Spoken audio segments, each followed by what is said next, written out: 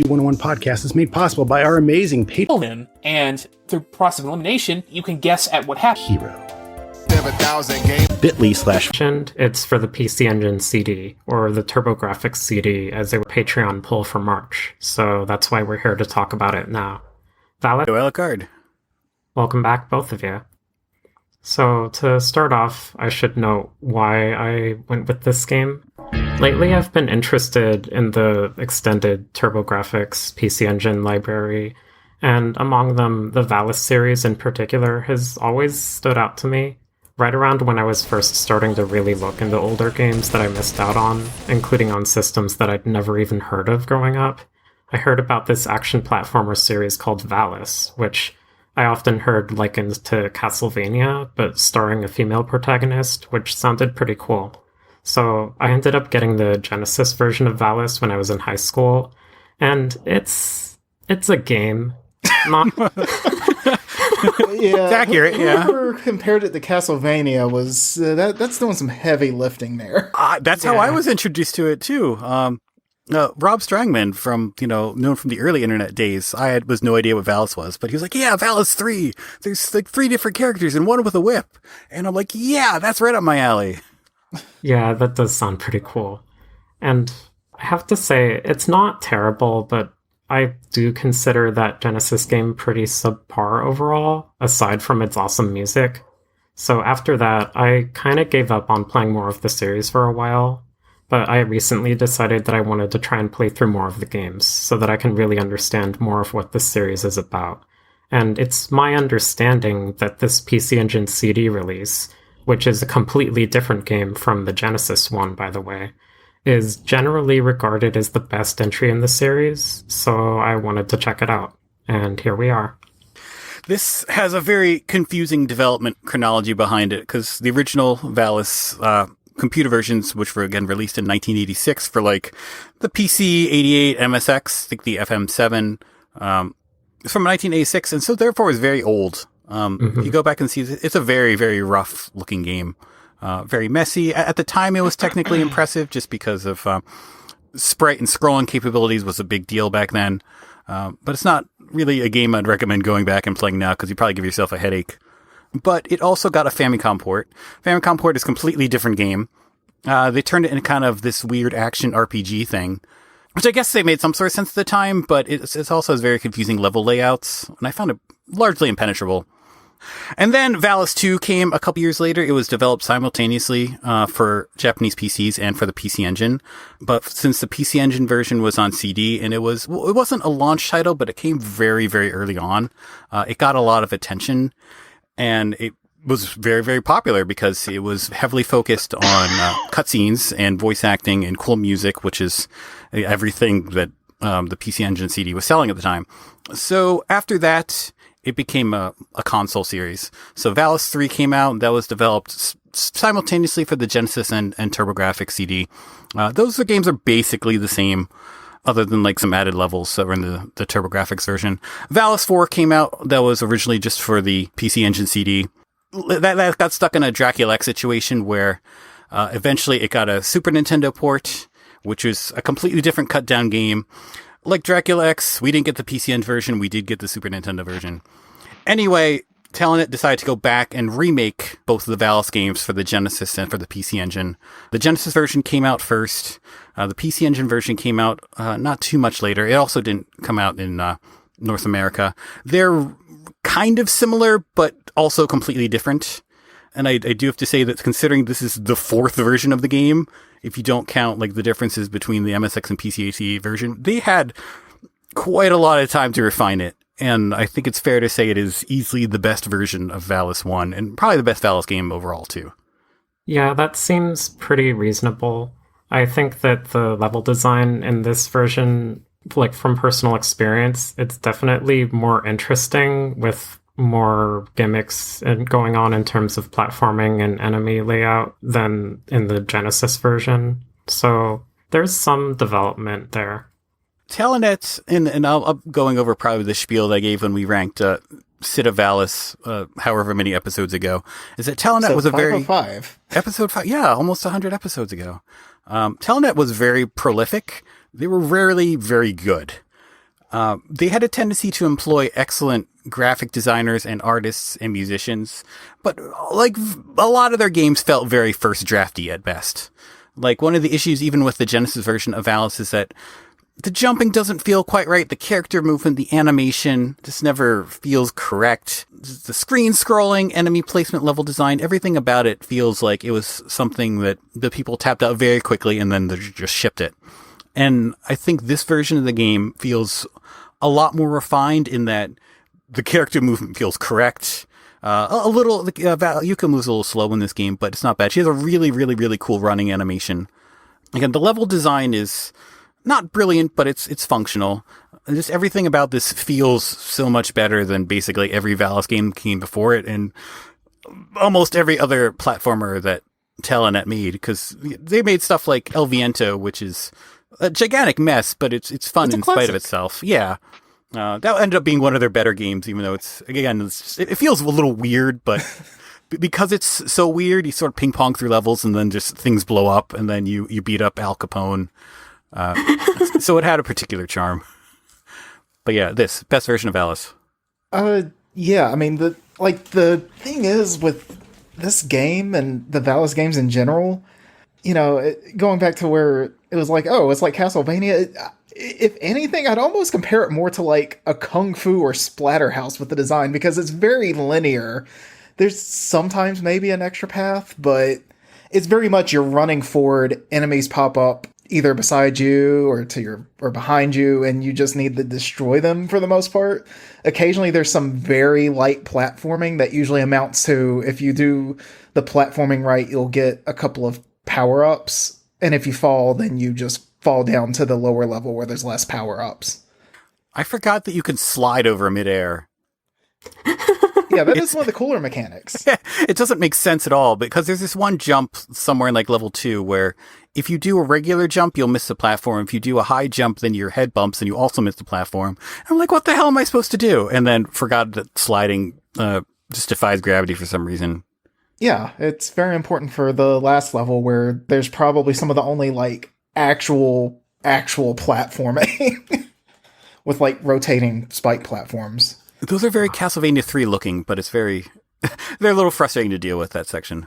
Speaking of the slide, I have to say, it's a cool idea, but I actually kind of hate the slide. Like, it sounds pretty neat because the way it works in practice is you hold down and then press jump, which is just like Mega Man. Except unlike Mega Man, you can also damage enemies that you come into contact with. And that's all good and all, but the main thing that throws the slide off for me, however, is that it's rather unwieldy.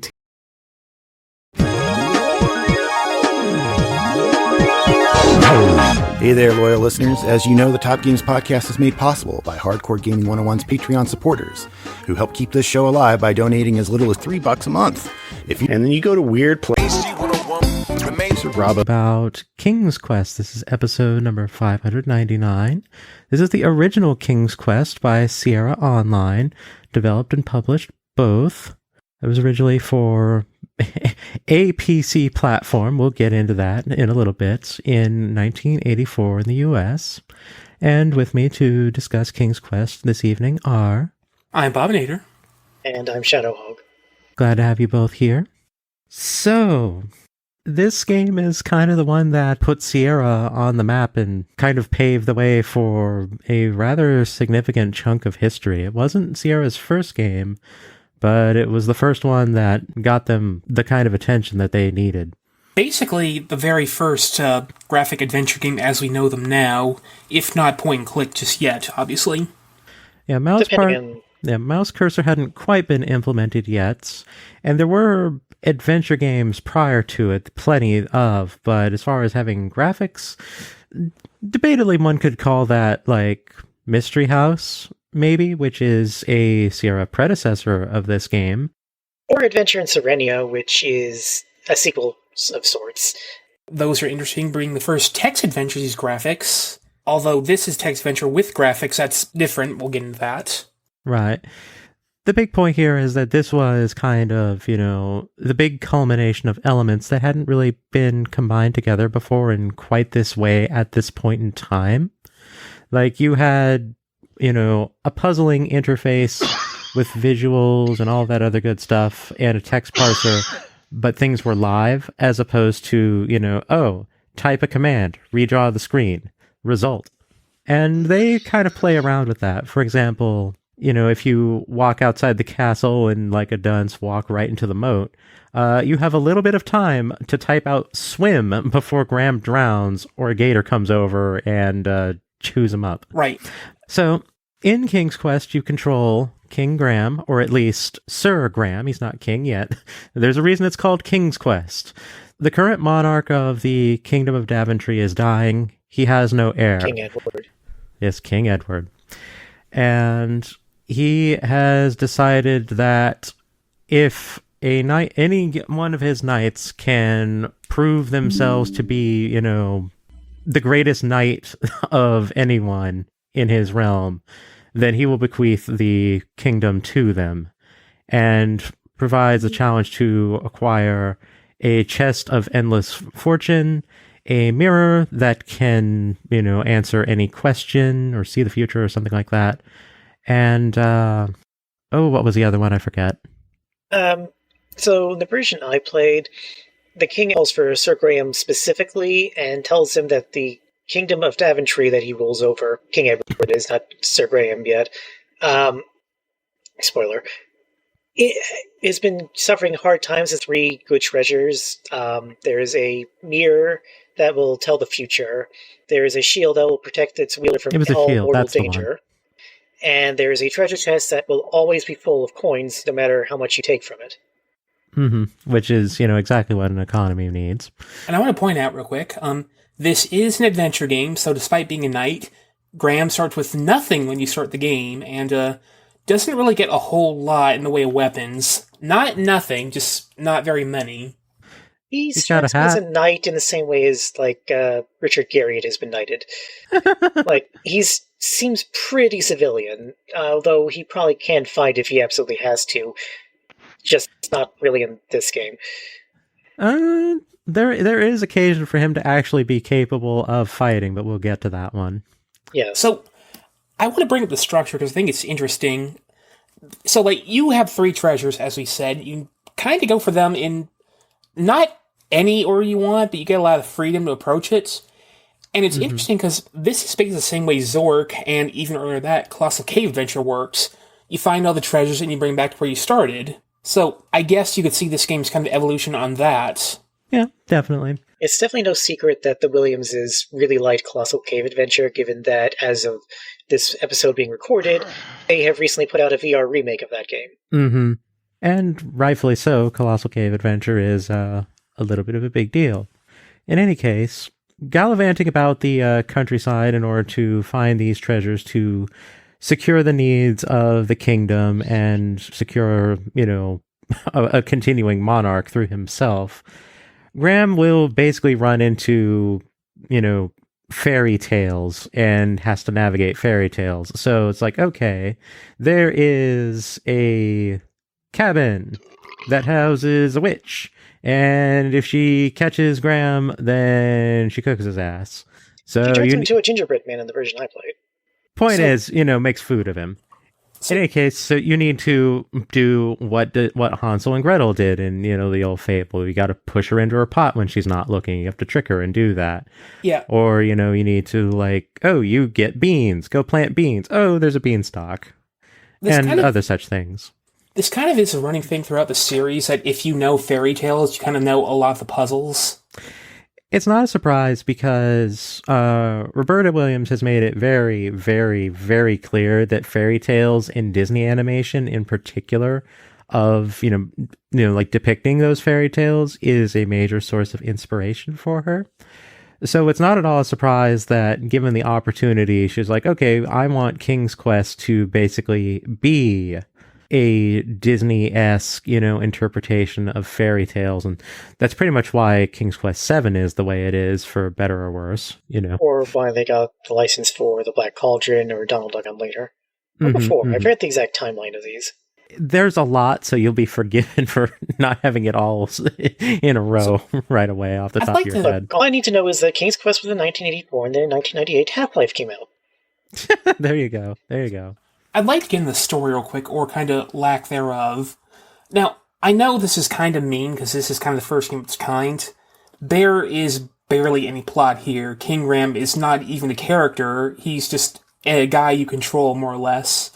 And everybody either gets to either give you something or kill you. And the most descriptions of the things you get are very basic. And I mean, like I said, maybe I'm a little unfair, but if you look at like a lot of Infocom games of the time, your Zorks, your Hitchhiker's Guide to the Galaxy, that's kind of where I'm coming from here. Well, by the same token, any given thing that you had to look at in, the text adventure games that you've just described there, they need to be particularly verbose and descriptive of what it is that you're quote-unquote looking at. Otherwise, you're not going to understand what you're looking at because you can't actually see it. Whereas in King's Quest, they have graphic visualizations to represent given things.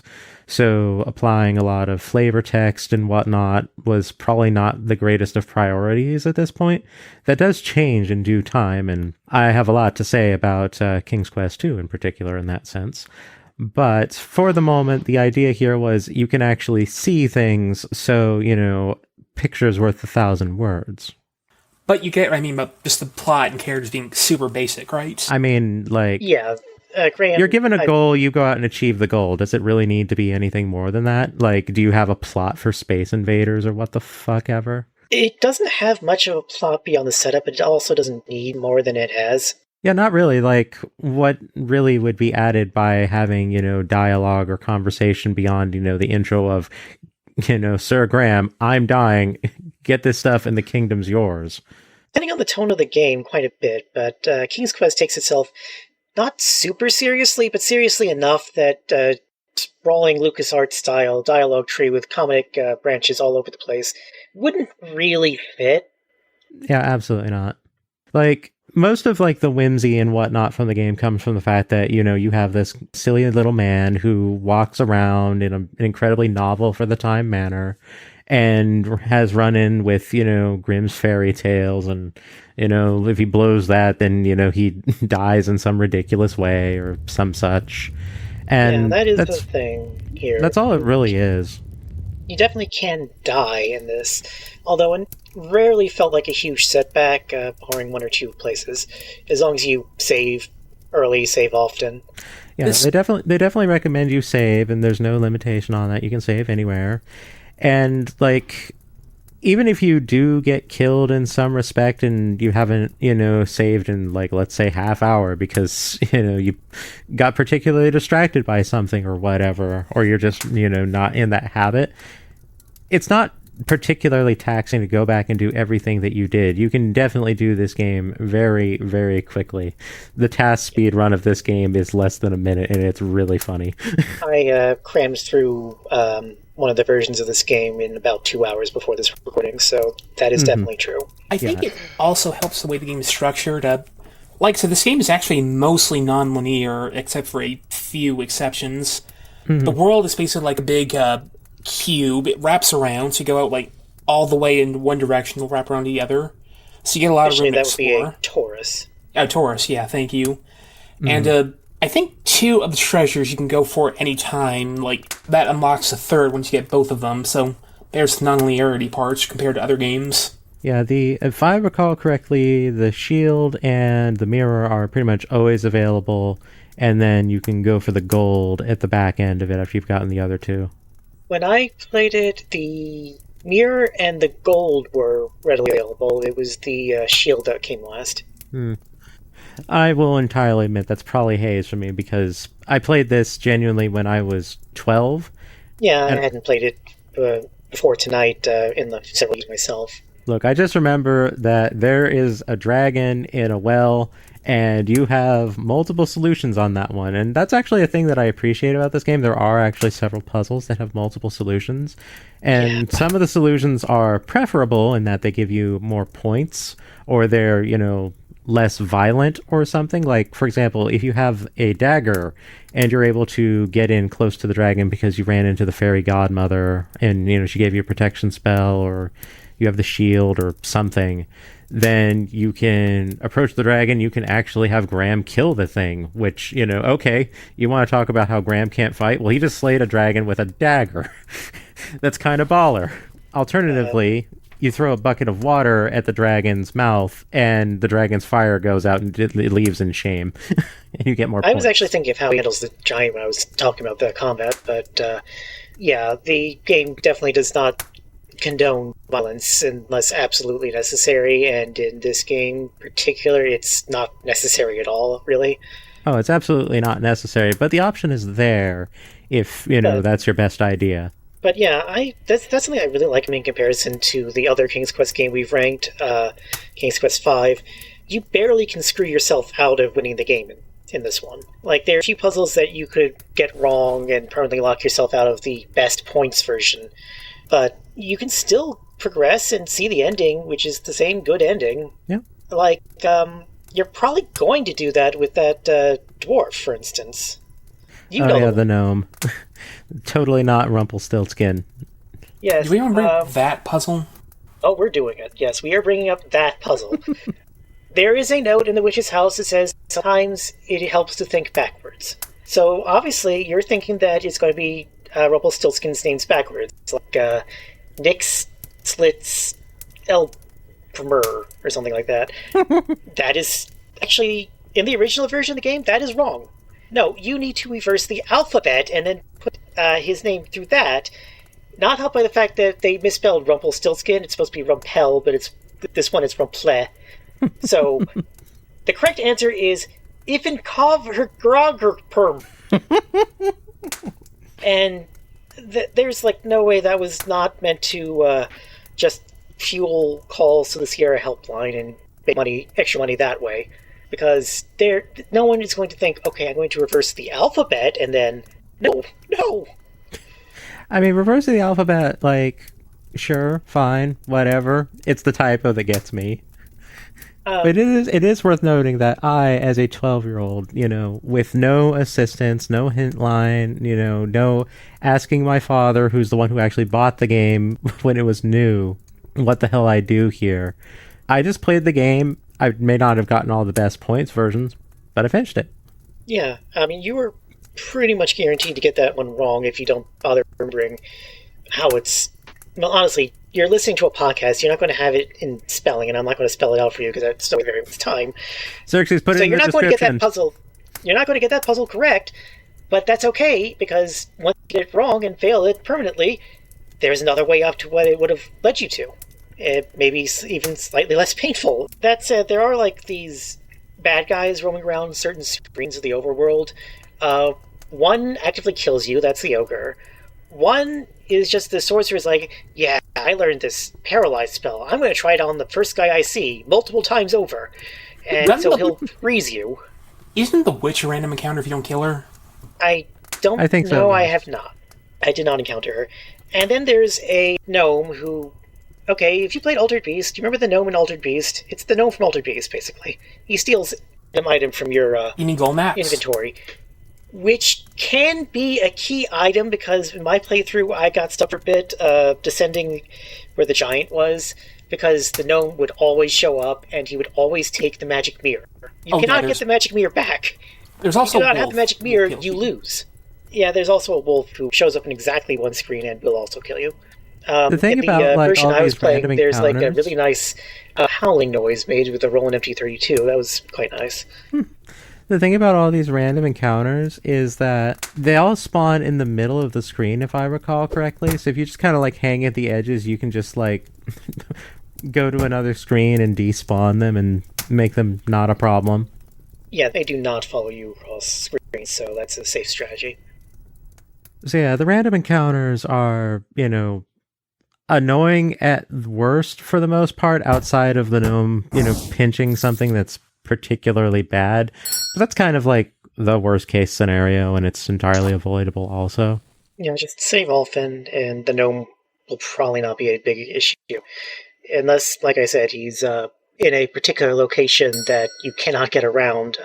You might be able to despawn him by leaving and re-entering. In my case, I had to use an item to turn invisible and walk past him. That seemed to work. Yeah, and that's why those things are there. They do actually give you tools to deal with like the random encounters and various threats. Like there's tools to counter such things. And one of the random encounters is the fairy godmother who throws a protection spell on Graham, so Graham can't be, hurt by random encounters and those kinds of things. Like you could still like drown yourself like a dummy, but like the rest of the things, like actual like threats aren't going to hurt you. But yeah. Of course, there is no protecting Graham from standing on the south side of a boulder and attempting to push it. Yeah, there's no excuse for that. I'm sorry. Oh, I know exactly why that happens, no. and that is the best part of this damn game. You shut up. No, that part isn't so bad. I tried the Sega Master System version before playing this. Mm-hmm. Before playing the version I actually did play for this. And in that version, the boulder rolls up. So I stood on top of the thing because if I push this boulder, it rolls down and then it'll crush Graham. So I'm going to stand above this boulder and push it, and I'll be safe. I stood above the boulder. I pushed the boulder. I got crushed. And I was like, oh, well, maybe I misremembered it. So when I pulled up the version I did play, one of the DOS versions, and then I went ahead and stood below the boulder and pushed it. And I got crushed. Unfortunately, this is like the first screen in the game, assuming you can go left instead of right, so it's not like it's setting me back all that much, but... So to explain, there's just a random boulder sitting in the middle of a field, and it's on top of a hole that has an item that you need. And because of the way it's programmed, when you input the push command, it will move in a designated direction that, is hard-coded.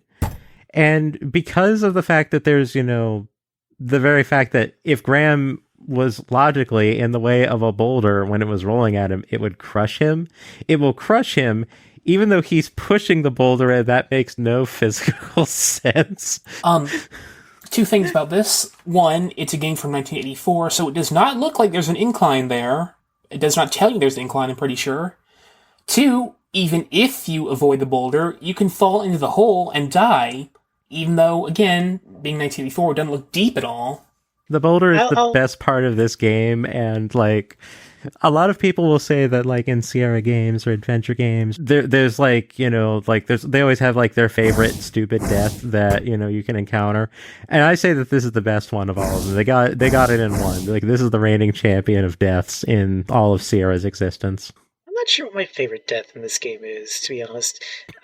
Part of me likes... and also hates with a fury of 1,000 suns the deaths you get from falling, which you're going to do a lot when you're trying to ascend up to where the giant is. No matter which route you end up taking, although the route that gets you the most points is probably more infuriating than the route that doesn't. Yeah, pretty much. It should be noted that Sierra stair cases and whatnot were such an infamy that spawned the fan game Stair Quest, where all you do is go up Sierra stairs the whole game. And that's just it. Basically, you can move any of 8 directions, but you press the direction you want to move and Graham will start moving there. He does not stop until you press the direction again, or you press like the 5 key in the center to tell him to stop. So it is extremely easy to overshoot an extremely narrow area, and if the instant you have like 1 pixel stray, you die immediately. And they leave a remarkably great crater in the ground. It's extremely hilarious the first time. After a while, it starts to feel like the joke's being held on you, but it's a good time to talk about the different versions of the game. I sort of already hinted at it a bit here. So, I suppose the best way to start with that one would be to point out that King's Quest's original platform did not actually do it any favors. Not that the platform didn't run the game or anything, but it's just no one could actually purchase the platform, that being the PC Junior, I think you said it was? Less could, more just wasn't. Mm-hmm. It's not exactly a sales success for IBM. In fact, it was one of their bigger disasters in the early history of the IBM PC compatible line that has continued to this very day, to the point that all the video game consoles on the market are PC compatibles. Yeah, it was a advanced, but also cheap computer intended for like families. I say cheap, but actually it was IBM, so naturally it was like thousands of dollars because they overprice everything. But the IBM PC was designed to do spreadsheets. As such, The graphics were mostly tuned towards spreadsheets, monochrome graphics for the most part, but there was a color adapter which could give your spreadsheets color in text mode. King's Quest did not use text mode. King's Quest for the IBM PC, which came after the PC Junior, we'll get to that, used CGA, which lets you use all of 4 colors on a 320 by 200 grid. They went with red, green, and yellow, and dark blue, I believe, because you don't get to pick which 4 colors. You get to pick 2 sets of predefined colors in both low and high intensity. We get like red, green, and yellow, or white, cyan, and magenta. And the 4th color, by default, black, can be defined to whatever you want. Point is, it's hideous. You don't want to use it. The PC Junior is better than that. It lets you use all 16 colors from the color graphics in a 160 by 100, maybe 200 pixel display, and also includes 3-channel sound similar to the PSG in like a Sega Master System. But again, it was like thousands of dollars because IBM does that, so no one was buying it. And Sierra had started to bet the company on this product at IBM's request. They basically saw their earlier project, Adventure in Serenia. Like, we want you to make a game like this for the PC Junior so we can attract more sales. And Ken was like, okay, but I want to be damn ambitious. I want to create a full graphic adventure. And so he put his company on the line to make that full graphic adventure, despite IBM's hesitation that he'd even do it. And sure enough, he did it, but with the PC Junior not selling well, the company was looking to go under. Enter Radio Shack, who decided to clone the PC Junior with their line of computers known as the Tandy. And the Tandy graphics adapter graphic mode is basically literally the PC Junior in capability, if not literally technically how you program it. So either King's Quest for the PC Junior just worked straight out of the box for the Tandy, or it was extremely trivial to convert it. King's Quest took off for the Tandy, and that saved the company. And how? But that's not where that ends. After they did like a couple of sequels, I think somewhere around King's Quest IV, they updated the engine from their AGI, I forget what that stands for, to SEI, I forget what that stands for too. And one of the SEI engine games they created was a remake of the first King's Quest. That is the version I played for this game. May I get into the remake real quick? Sure. So, as you'd expect, it's been entirely redrawn, still EGA, meaning 16 colors, but looks a lot better, uses a lot more dithering and shading for a generally much more realistic look. It has been entirely rewritten. Every text in the game is entirely rewritten. Still basically the same story, still kind of has the issues I brought up earlier, but, reads a bit more nicely, comes off a bit more... Graham does talk a little bit, but not much. Yeah, he's slightly more of a character. They changed at least one of the puzzles. They changed Rumpelstiltskin's puzzle to be more of what you'd expect it to be. Yeah, if you actually enter, Ifankov Grokperm, he's like, where on earth did you get that wild idea? No, you're completely off the mark. Okay, we admit it, we did that one bad. It might still work. I might have made a typo, but point is, what Bob was saying, you can enter in what actually naturally comes to mind, and they'll let guys like, yes, that's it, I can't believe you got it.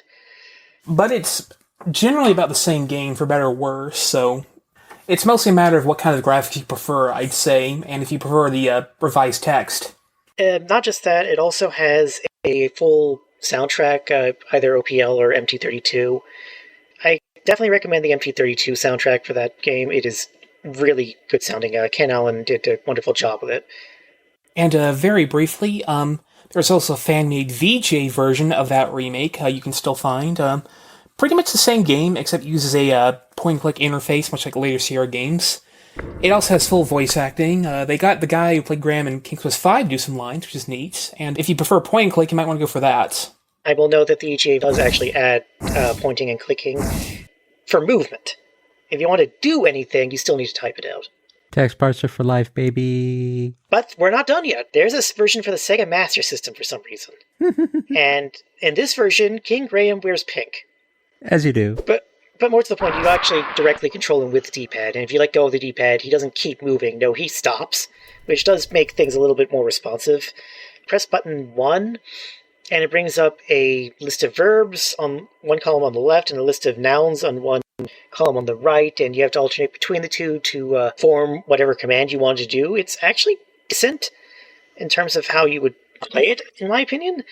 But I didn't. I kind of wanted to play that version as a joke, just so I could talk more about it on this episode.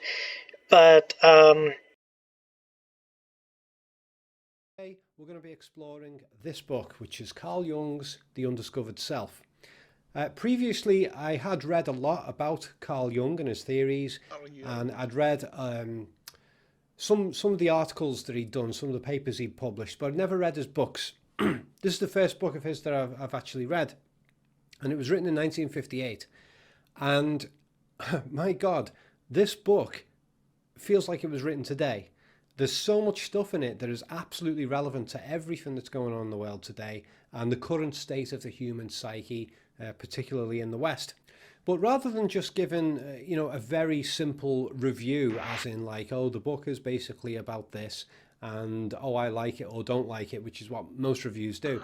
No, I'm going to be going into a lot of depth about what's in this book, because although it's only 79 pages, it's packed with info. You get a lot of psychology books where things are padded out and there's not actually that much really good information. This book is packed with great stuff. I mean, almost every page I found something noteworthy.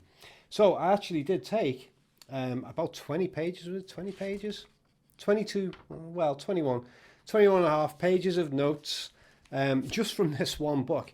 And I was going through these notes last night and I was thinking, I need to whittle this down a little bit and, try and reduce it so I can do a short video on it.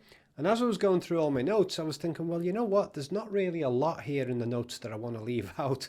There's so much that this book brings up. So I figured I might as well just go through all the notes I've got and, just be really thorough about it. So this might end up being quite a long video, probably over an hour. Okay, so I'm not going to give an initial breakdown of the entire book, as you would summarize the plot of a movie. I'm not going to do that because there's just too much stuff that this book brings up. It goes into too many different things. But the title of the book, The Undiscovered Self, I mean, that's kind of a giveaway. It's about exploring what's going on in your own mind, the parts of yourself that you're not aware of. Specifically, it's talking about being conscious. All the things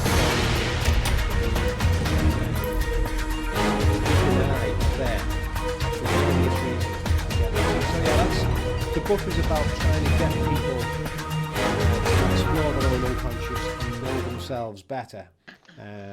And there's all kinds of implications that come out from that about how you relate to the rest of the world. Okay, so the first thing that I got at the start of the book is he talks about statistical theories disregarding exceptions and individuals.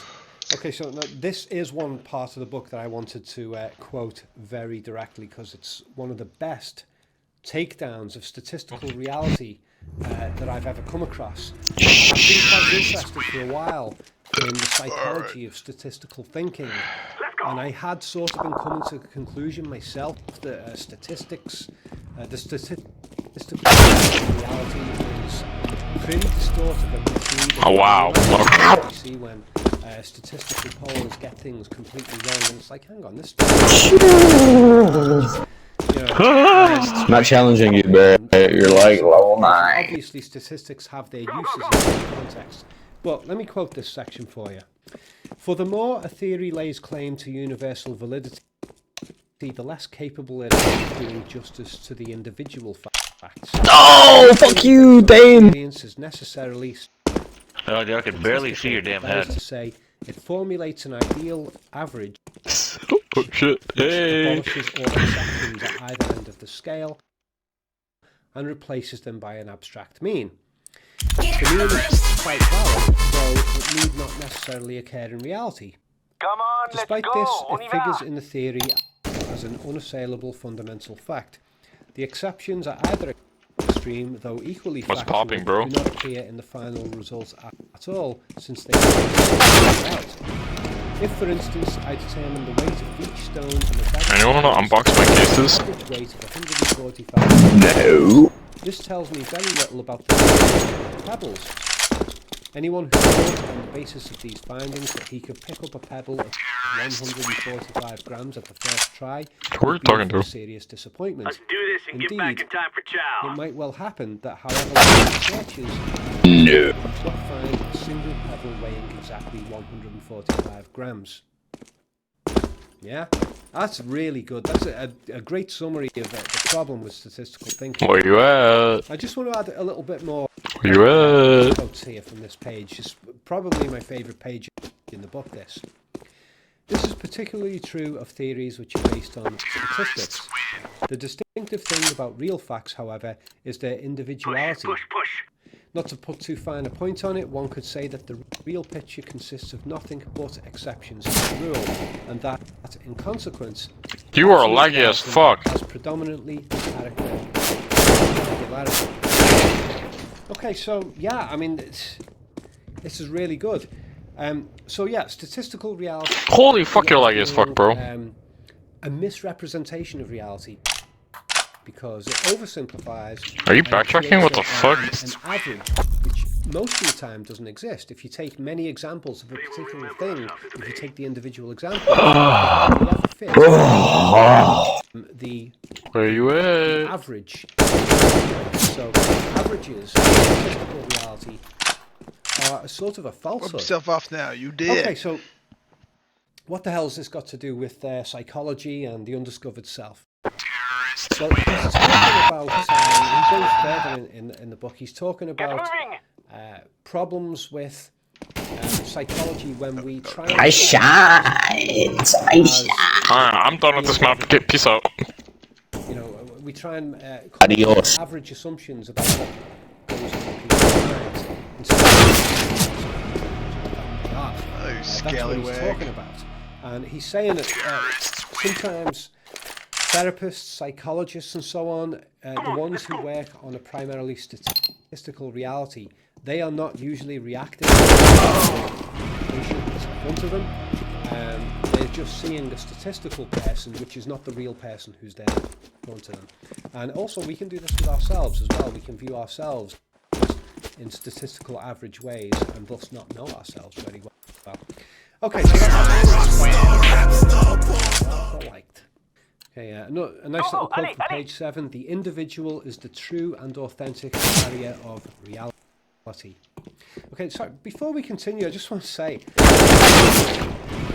there's so much stuff in this book that I had been thinking along similar lines myself for several years, and there were multiple videos that I was intending to make on various aspects of psychology, which I hadn't really come across much in the literature anywhere. And when I read this book, I was like, wow, this guy is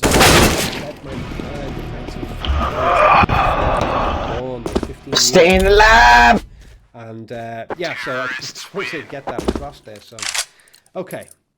You know, very quickly earlier in the book, he starts getting into the issue of politics and religion. Nice glitch head. And he says that science... GG, buddy. You already know. You already know it's a G. I mean...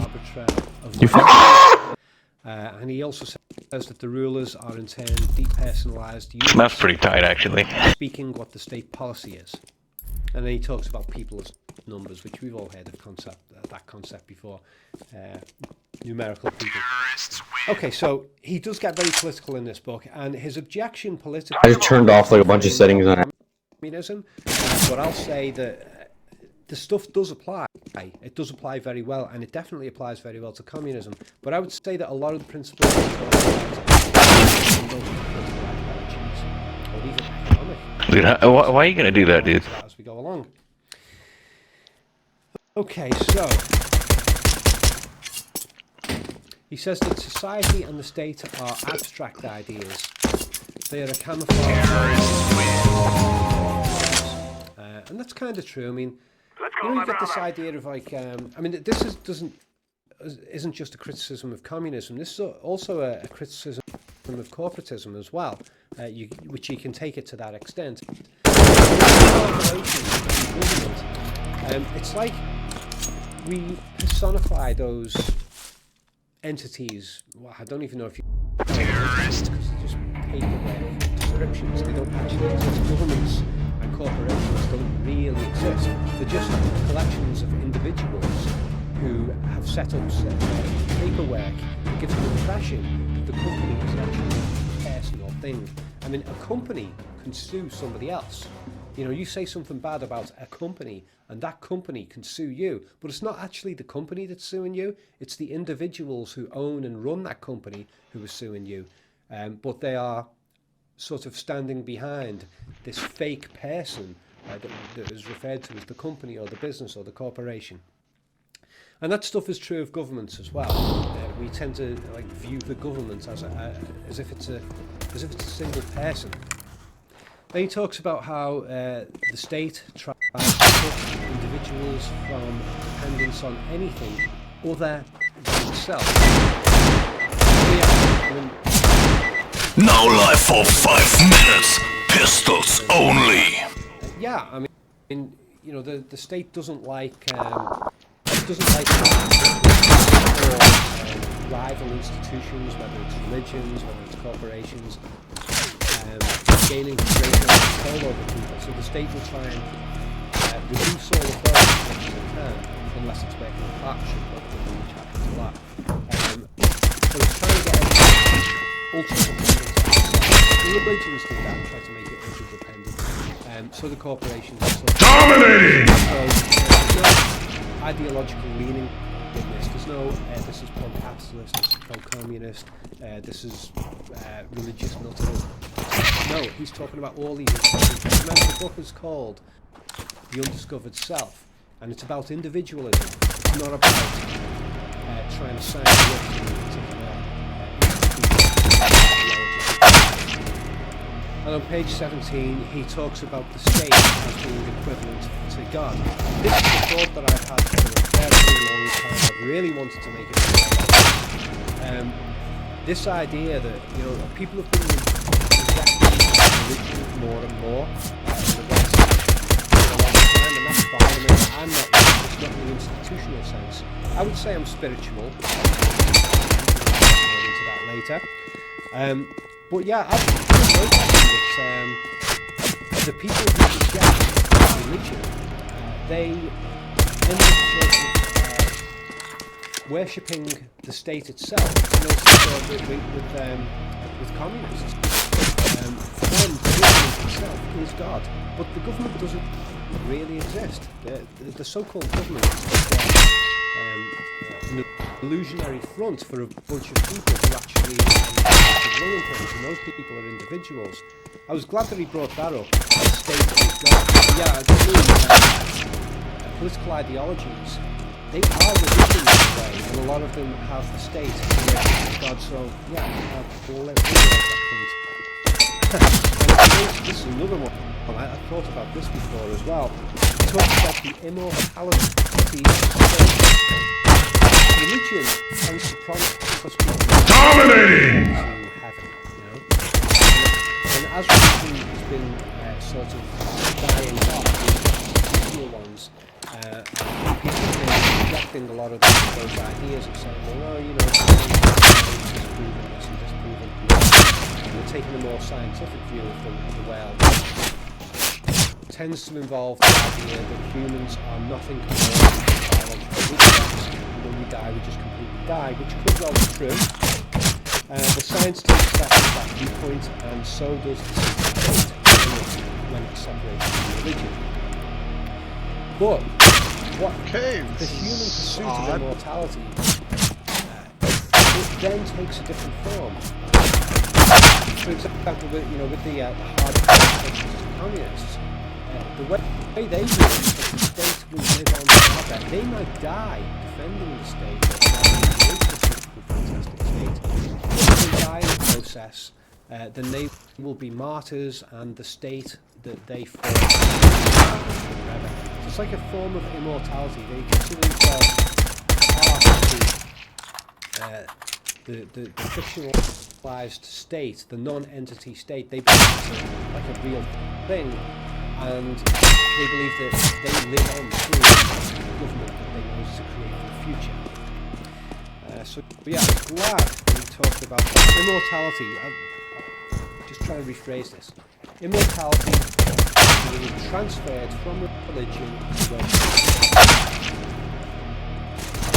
A few mixed notes here that carry on from that. Some of it's from the back itself, and some of it's my own thoughts. I had written one of my own thoughts here, that the ideologists are full of compassion, dominating, secret doubts which they repress.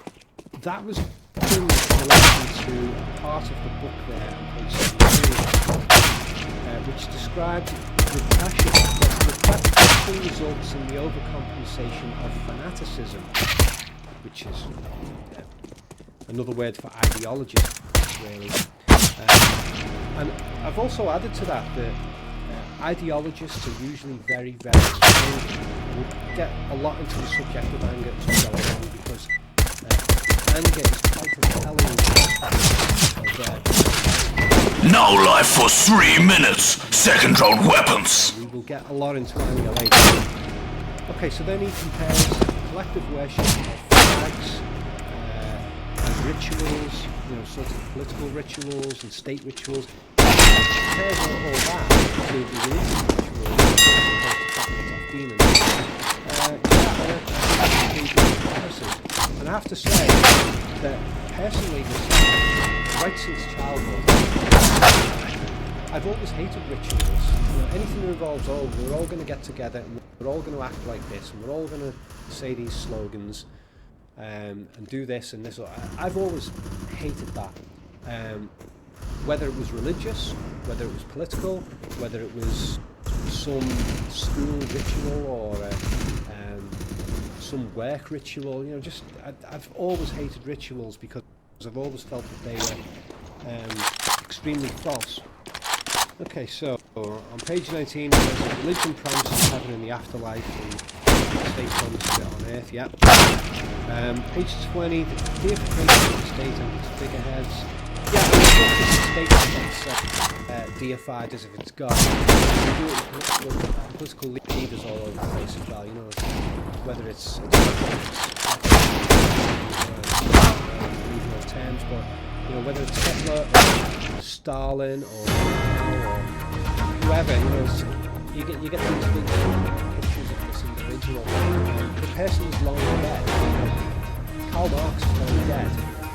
Mussolini is long dead. And yet you have these huge statues and paintings of them as if they're still alive. These representations of them.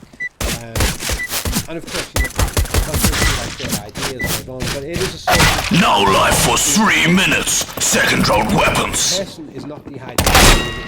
The ideas get transferred to another, but the original person who the ideas came from, that person is dead. I mean, you can quote it from that person. You can show pictures of them, but they're still fucking dead. We do have deification of both the government and you get it in the as well, popes and stuff like that, as if they live forever. And I'll also mention that this is a problem with both nationalism and globalism. Okay, you get your nationalists who worship their own flags and have their own rituals, and they deify certain figureheads who are running the system. You get the exact same thing with globalism. It's just a bigger version. Okay, on page 20 he says that the state hides and disguises the power of individuals running it. Instead of just admitting that they're individuals, they make out that the state is an entity in itself and they hide behind it to make decisions. And I've added a note in my own there that religions do the same. Religious leaders hide behind their... Okay, so he starts getting into ideas for solutions to these kinds of issues on page 21. He talks about that major changes to these issues need to be brought about by man-to-man communication, not by more rituals. That's quite an important point. So he's not, a lot of the time when people attack a particular institution or an ideology, a lot of the time they're actually trying to just convert you to their one. You'll get the capitalists attacking communism and just trying to get you to join capitalism or vice versa. It happens all the time. You get people who criticize one political party constantly simply because they want you to join their political party. They don't want to admit that that's what they want, but they will attack the other choices in the hope that you will have no choice left but to support the party that they want you to support. So it's almost like a form of mind control that they're trying to do. And so, yeah, I mean, it's important that this book is not trying to convert you to any particular grouping. It's trying to get you to be an individual, almost like that you would be an institution in yourself. And you already are. I mean, that's the only institution that really exists, is the self. I mean, you've got families and stuff, but the strongest institution of them all is the self. Okay, I've got, I think it's a paraphrase from page 25, that moral or rational arguments don't counter them, as in don't counter these fanatical ideologies. It requires the unleashing of relevant emotional force of the time. I'm not sure exactly what I'm saying about that. It requires unleashing of relevant emotional force of the time. I think he's talking about the relevant emotional forces that fit with that time scale in which it occurs. Okay, so I've got a little extra note here that party political fanaticism has spread very widely. It's not much of an observation anyway. I don't know about you guys, but for me, I've definitely seen in the last couple of decades, the last 30 years. If I go back like 25, 30 years, when I used to go drinking where I live, tons and tons of friends and all pubs and stuff, at house parties, politics was virtually never discussed. And people didn't go around trying to wreck each other all the time. Gradually that stuff was set in, and I find it so weird. I mean, like, party politics was virtually never spoken about among all my friends. They might have a laugh about it now and then. They might mention, oh yeah, I voted for this party, or oh yeah, this party got in, like that, or this party got in. But they didn't go on and on about it, or get angry or fanatical. Nowadays, people get so angry about it, to the point where they are often choosing or rejecting plans based upon what persuasion they have, or those people with certain ideological positions which the person might not even have. And they're also as well, because people are complex. Political persuasion, and personally I think all of the ideologies are present in every one of us. It's just a question of which one you're consciously latched onto, but the other ones are there for you unconsciously. Alright, so now it gets into another area, that religions are best taken. This is something I've been thinking about. The idea that when people worship God or pray to God, and they have a relationship with God, what they're really having a relationship with is their own unconscious, their own and of course, because it's not part of the conscious mind, they don't really realise where it comes from. It feels like it's like dreams. A lot of the time you can have dreams and you get up and you think, how did I dream that? Those aren't the kind of thoughts that I normally have. You dream about things that you would never have thought that you might dream about. And it's almost like when you have a dream, sometimes it feels like you've had somebody else's experience. The dream is so different to your conscious reality. And that's the power of the unconscious. There's so much stuff going on in there. And stuff that you don't know about at the conscious level. And so yeah, it can feel like the unconscious can feel like it's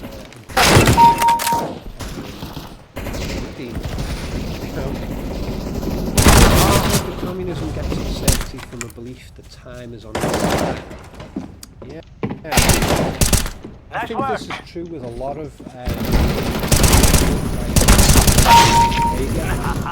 that's a good shot. Good cue. I think that they are going to change the world in a certain way.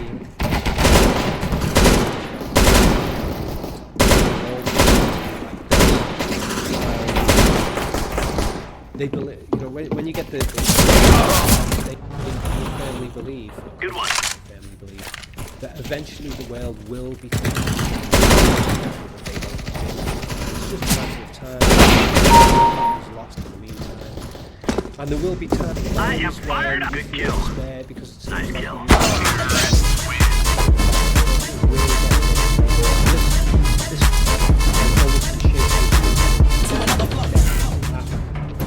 it's a feature of communism, according to Carl Jung, but I would say it's a feature of most utopian ideologies. That would include globalism, Nazism. Also, a nice quote on page 31: "Man, as the creator of all his own knowledge, disregarded himself. He is an enigma to himself." There's definitely going on a lot today with overestimation and worship of artificial intelligence. Machines are completely dead. They only do what we program them to do. When they appear to do something different to what we program them to do, it's not. It's just that the programmer has added in more complex instructions for the computer to follow, and the computer never deviates from what has been programmed to do. Now, there can be some confusion where programmers have written programs and realise that the program is going to cause certain results, but that doesn't mean that the computer made it those results. It's an accident programming the computer. A lot of you are going to argue and fight with me over that, but this isn't a video about artificial intelligence generally, so I'm not going to go massively in detail. I do have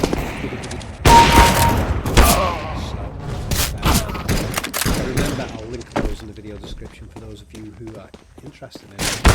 But yeah, I mean, this thing that man disregards, that is happening. You're a killer.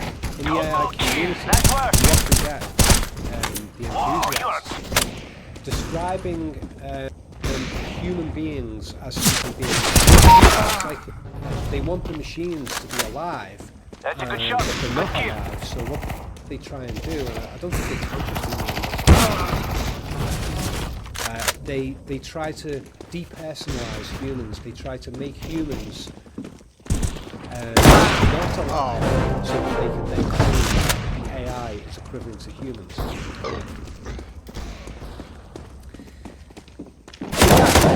Generally, technology, the state, religion, and so on is disregarded themselves as individuals, and they start worshipping these things. There are some points in this book where I sort of disagree with things that Jung is saying. This is something that psychology. Contradicting biology only view of psyche. The phrase parapsychology, ghosts, and telekinesis and stuff like that. Those are things that I don't believe in because I haven't experienced them. I haven't seen any research that convinces me of them. I am open to it. But yeah, he says that technology contradicts the view that works. Now, it's weird, I'm kind of half in agreement with him on this. I don't believe in ghosts. I don't necessarily believe in spirits or spirits. There's a lot more to the universe and to human beings and other creatures than just. I believe that I don't think that the scientific view is able the absolute basis of everything and there's nothing else to it. I think there's I don't know what it is. I'm well rich because I'd be able to prove it. I believe he uses the term parapsychology there. If he's referring to I've got a note there after that. The unconscious is hard to measure with. Yeah, I mean, you can't really prove that the unconscious exists. I'm not really aware of any way of doing that. And yet, it is driving, even in the scientific field, the unconscious aspect of human brain. We still have the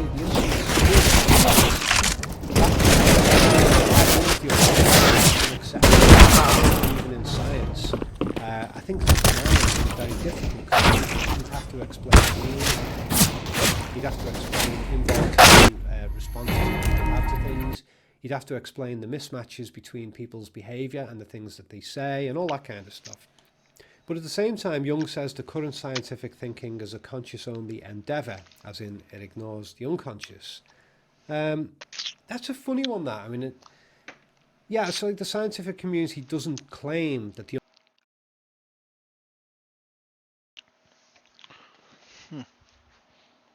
unconscious doesn't exist, and yet at the same time it doesn't measure it, and it only operates on conscious levels. It's a funny one, that. But then, with a lot of these institutions, you do get contradictions. You get contradictions, like I've already described, where you get people who worship the government. They claim that institutional religions are bad, and then they go worshipping a political ideology or government, and which contradicts the non-religious claim. On page 34, Jung says that science regards individuality as egotistical. Yeah, maybe. He says that most people have a secret longing for individual autonomy. Yeah, okay. Yeah, this is pretty good.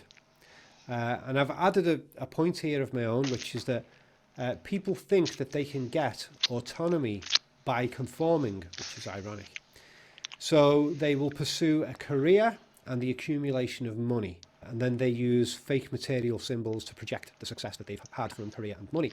I think this is a major fault of the human psyche in the modern world, and it actually turns a lot of people into slaves. They think that they're pursuing autonomy, but they're not. They're actually just become slaves.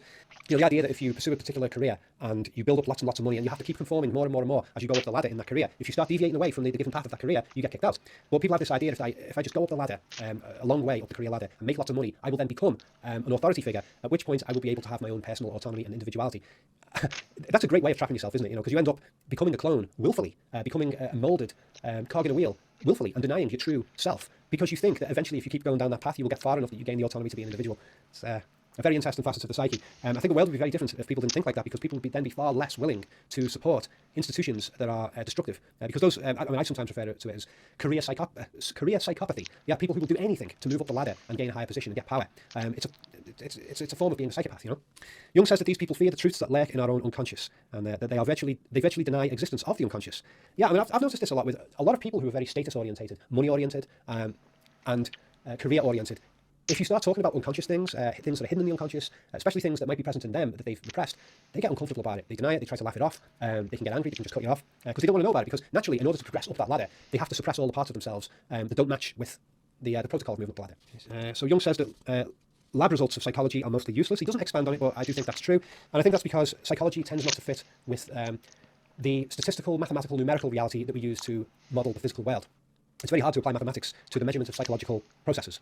I mean, when you think about it, you can't even really prove that psychological processes exist. We all agree that the psychology is there, but how the hell do you measure it? You can't get a ruler and apply it. You can't. There's no meters that you can use with a gauge, and 0.7 on the Richter scale for this emotion. So it doesn't really work. So he does expand a little bit. Page 36, he says that individual psychology is too complex for scientific enumeration, and he says that academic psychology fears this. I think I'd agree with that, because it's funny that academic psychology is frequently trying to apply numbers to psychological phenomena, and there's almost like a desperate attempt to make things numerically measurable, as if mathematics is the only reality that really exists. On page 38, Jung talks about the fear of anarchic instincts regarding doctors. He says that doctors distrust the individual's own judgment. I mean, we've all had that. Certain doctors we go and see, and that doctor doesn't really listen to anything you say. They just view you as a meat sack. They want to get your mind out the way and just observe your body, and they don't want to take any notice to what you say unless you're able to report some specific symptoms. And ironically, doctors often have to make the assumption that symptoms really are happening just because the patient says that they are. Oh, I'm in pain here. The person could be lying. They could be exaggerating. They could be imagining it. But the doctor has to assume that the patient is in pain because they say they are. And yet at the same time, the doctors tend to have this thing where they don't like the patients trying to find diagnosis for themselves. They don't like it when patients do their own research. And I heard this one a lot.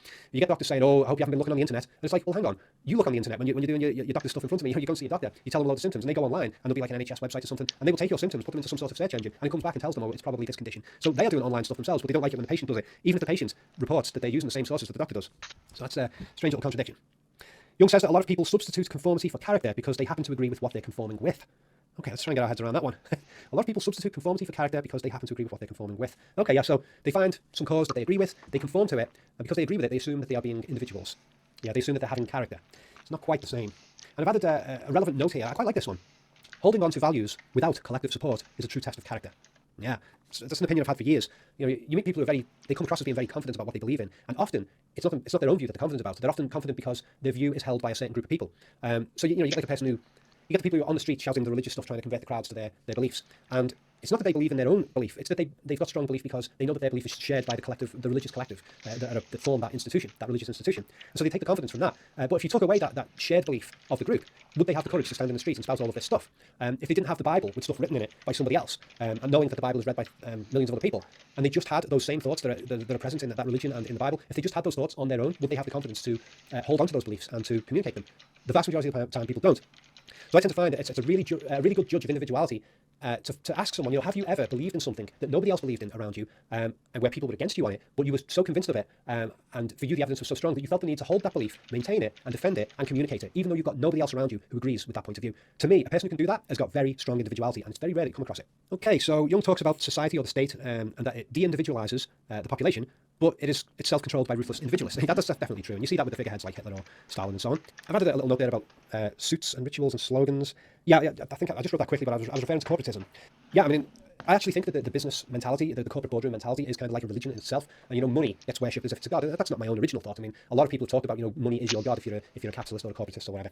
But if you look at the mentality of the people who operate like that, the people who are dealing with lots and lots of money, where they seem to just pursue nothing but greater bank balances, there's definitely a religious element to it. I mean, they've got the uniforms. You have to have the nice suit and the tie and the particular colours and a certain kind of haircut. Like that movie American Psycho, that summed up a lot of that stuff very well. And to me, the business suit is not really any different to a military fatigue, like an army general fatigue. With the decorations on the shoulders that says I'm great. But the businessman will have like the most expensive suit and all that kind of stuff. That's like almost like a religious uniform.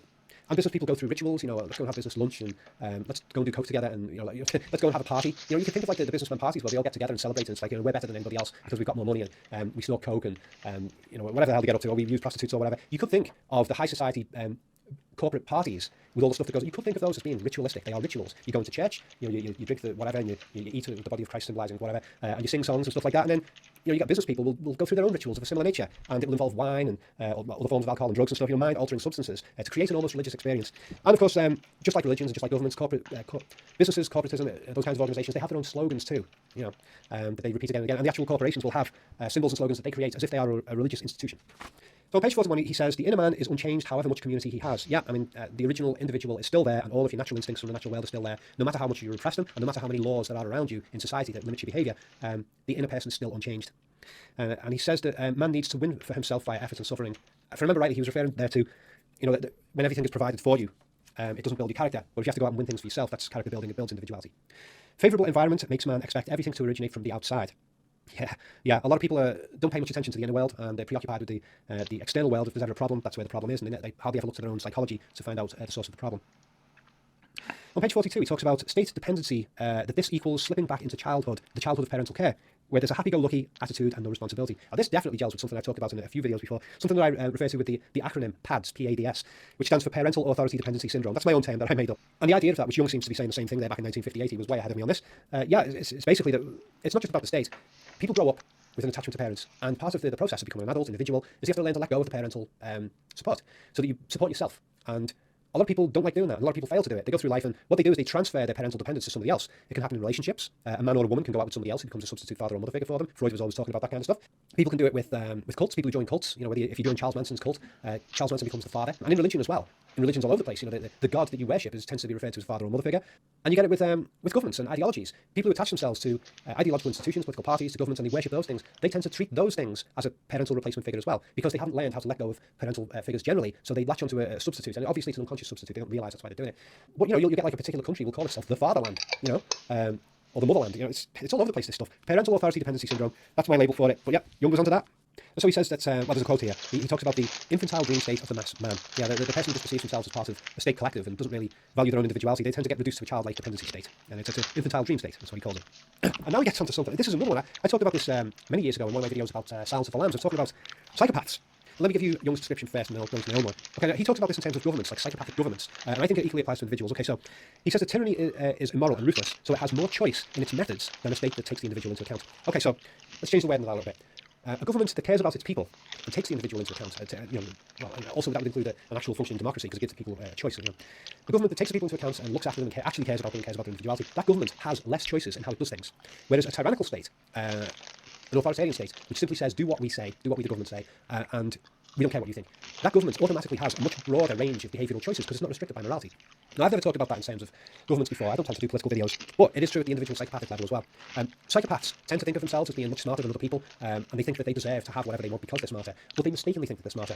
And one of the reasons that they think they're smarter, it ties in exactly with what Jung is saying here, is that because they are not restricted by morals, because they don't have any responsibility for the feelings or the welfare of other people, that gives them almost total behavioural freedom and total mental freedom to do whatever the hell they want. And so they end up killing people, torturing people, thieving, and just lying everywhere. And they believe that that makes them clever. And they think other people are not clever because they don't do that stuff. But it's not that other people aren't clever. It's just that other people hold a sense of responsibility, and therefore they are restricted in their actions. Now I know that if I completely lacked morality, if I decided, fuck it, it's all just about me, and who gives a shit what happens to anybody else, and other people's feelings and welfare are completely irrelevant. And if I decided to take that attitude to life, I know I could do a lot of damage in the world. I could damage a lot of people's lives quite severely. I've got a strong imagination. I've got a good ability to come up with plans and ideas, unusual plans and ideas. If I took a psychopathic attitude, I could do that kind of stuff. But I'm restricted because I feel a sense of responsibility for other people around me. So yeah, your psychopaths mistakenly think that they're smarter. And I think that happens with what Jung's talking about there, with tyranny as well. You get people in government and PR people who lie. And it's like they just look at the population and think, you bunch of idiots. We can tell you any old lies and you'll believe any old shit that we say. And it makes them more confident about the lying. So they give themselves the freedom to tell any lie that they want, produce any propaganda that they want. And they believe that they are superior. They believe that their ability to lie to the population, manipulate, and inflict whatever they want on the population, they think it makes them superior to everyone else. They think it makes them smarter. But it doesn't. It's a huge inflated ego aspect of psychopaths at the individual level and the group level.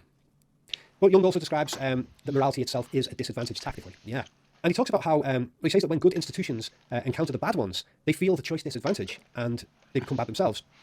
And he says, in this way, evil spreads itself. Yeah, so, you've got various corporations competing in a particular market, and the most ruthless one gives itself a lot more choice in how it pursues its goal, and it might make a lot of money, and then other corporations will look and go, well, why the hell are we being moralistic? It's not making us any money. If we become ruthless like them, then we can make loads of money too. And then, it catches on, and you end up with a corporate, what would you call it, a corporate culture that is ruthless and tyrannical because they view morality as completely weak, and you get that in governments as well.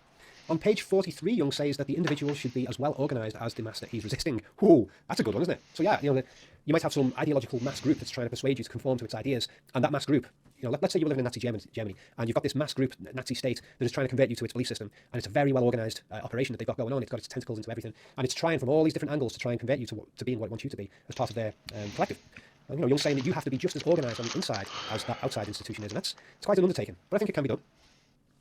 I mean, after all, the unconscious is incredibly complex. The amount of stuff it stores is incredible. Think of all the memories you've got throughout your life, and so many of them are accessible to you very quickly. And some of them come out in dreams and stuff, or they get triggered in context decades later, but you've forgotten about them. It's like the unconscious is a massive reservoir of resources. I've got a slightly confusing note here. I'm not sure if I understand what I've written. Instincts bind us to environment, and in suppressing them, we divide ourselves and are hardly committed to anything. I think that may be a quote from the book. And it says Buddhism calls it attachment to 10,000 things. Okay, yeah. So a person becomes divided in the psyche, and then they attach themselves to 10,000 things, material possessions, or external ideological things, or group belongings, things like that. And then on page 45, quote, psychic facts underlie religious myth. Yeah. I mean, I know Jordan Peterson's talked a lot about this, and he's not the only one, but religious myths, if we take them as psychological metaphors, they often carry incredible truth about the unconscious. Yeah, I agree with that. On page 45, Jung says that politics, science, and technology are on the side of tyranny. Ooh. Yeah. Unfortunately, I do kind of agree with that because science gets co-opted. I mean, science is funded anyway by corporations, by governments, and therefore its strings are pulled. And I've known scientists in my life. I've had close personal relationships with scientists at certain points, and I know that from experience that funding plays a massive role in altering their behaviour, and often scientists will suppress or make things up because they want the funding for something. Unfortunately, it's true. That's not to say scientists are bad generally. I mean, there's good and bad in all walks of life, including psychology. So that's a general thing. But yeah, politics, science and tech are on the side of tyranny. I would say a lot of the time, not necessarily all the time. I mean, there's the fact that surveillance technology tends to be looked upon very badly, and I kind of agree with that. I hate the idea that people just carry mobile phones around with them all the time and are being tracked by corporations constantly everywhere they go gathering information. So I don't fucking carry one most of the time. But yeah, people fall into that. But at the same time, the rest of us are using technology in ways that defy the state. People are using cameras to catch politicians or corporate bosses saying things, admitting things when they don't realise they're being filmed. So that's the technology of surveillance it goes both ways. It's double-edged for and against the state. Another funny little quote here. He says that science believes that what it considers impossible today was always impossible. would have liked it if he'd have expanded on that one. I kind of agree with it, but I can't really comment on it without more specifics. Here's an unusual one. Intellectual understanding is only needed when feeling and intuition doesn't suffice. Yeah, that's actually quite true. I mean, there's a lot of activities that we carry out in our lives where we don't have an intellectual understanding of it, but we've got a sufficient unconscious understanding that we don't need to consciously interfere. You know, we all speak a language that's incredibly complex if it's mapped out in mathematical terms. Hardly any of us could describe the mathematics of our own language, and yet we're all capable of using it because we've got an unconscious, an intuitional understanding of language and how it works. You know, it's well, if you've got that, then you don't need to actually intellectually be able to map it out. So yes, I definitely agree with that. Jung says that the faith and knowledge split, which is the competition between religion or spirituality and scientific statistical assessment of reality. The split between those two, faith and knowledge, Jung says that it's a symptom of split consciousness. Now I assume that means the split between the conscious and unconscious, where a lot of people don't really recognise the unconscious, don't want to talk about it, don't want to explore it. In fact, Jung says it is, quote, the mental disorder of the day. I've got a strange couple of notes here of my own at the end of this page about the fact that we call the government the state. And not everyone calls it that, but it often gets called the state. But we also use state as in state of mind. So that's a strange one, isn't it? You know, we have a state of mind, and we refer to the government as a state. And also, the word state means to say. You know, if you make a statement, you've said something. So isn't that strange? I do find language etymology fascinating generally, even when it's accidental. Some of the most accidental forms of language crossover in themselves are fascinating. So, you know, the word state means to say, as in make a statement. It also means the government, and it also means a state of mind, you know, a condition. I guess what I'm trying to say there is that a state can't be an object. It can't be a thing. A state is a condition that something is in. It's not the object itself. So I guess the government being referred to as the state means the current condition of power structures. And yet we use that term state as if the government is a fixed thing, you know, that it's not malleable, that it's not a temporary thing. Governments are temporary. They're always temporary. They always are going to die down, just like individuals. We all die in the end. All governments fall in the end. And then Jung has a section where he talks about the conflicts between self-preservation and species preservation. We all have that conflict, unless you've completely given yourself over to one of them. And I've got a note in my own at the bottom of this page. It says, verbal descriptions of psychology are conscious, verbal tends to be conscious, and are therefore inadequate. So yeah, trying to describe psychological things with the verbal, which ironically Jung was trying to do with the book, and I'm trying to do with this video, but it's never adequate. I mean, the unconscious tends to operate on non-verbal principles anyway. The conscious mind is where all the talk is, the verbal talk. So no matter how much we try to verbalise the unconscious, it's never accurate, it's never adequate. The unconscious still operates on its own weird symbols. And that's where art comes into play, because art is often basically just communication through unconscious symbols instead of words. On page 58, and I've got this one specifically highlighted, consciousness seeks external sources for problems, so we seek social and political change outside to fix everything.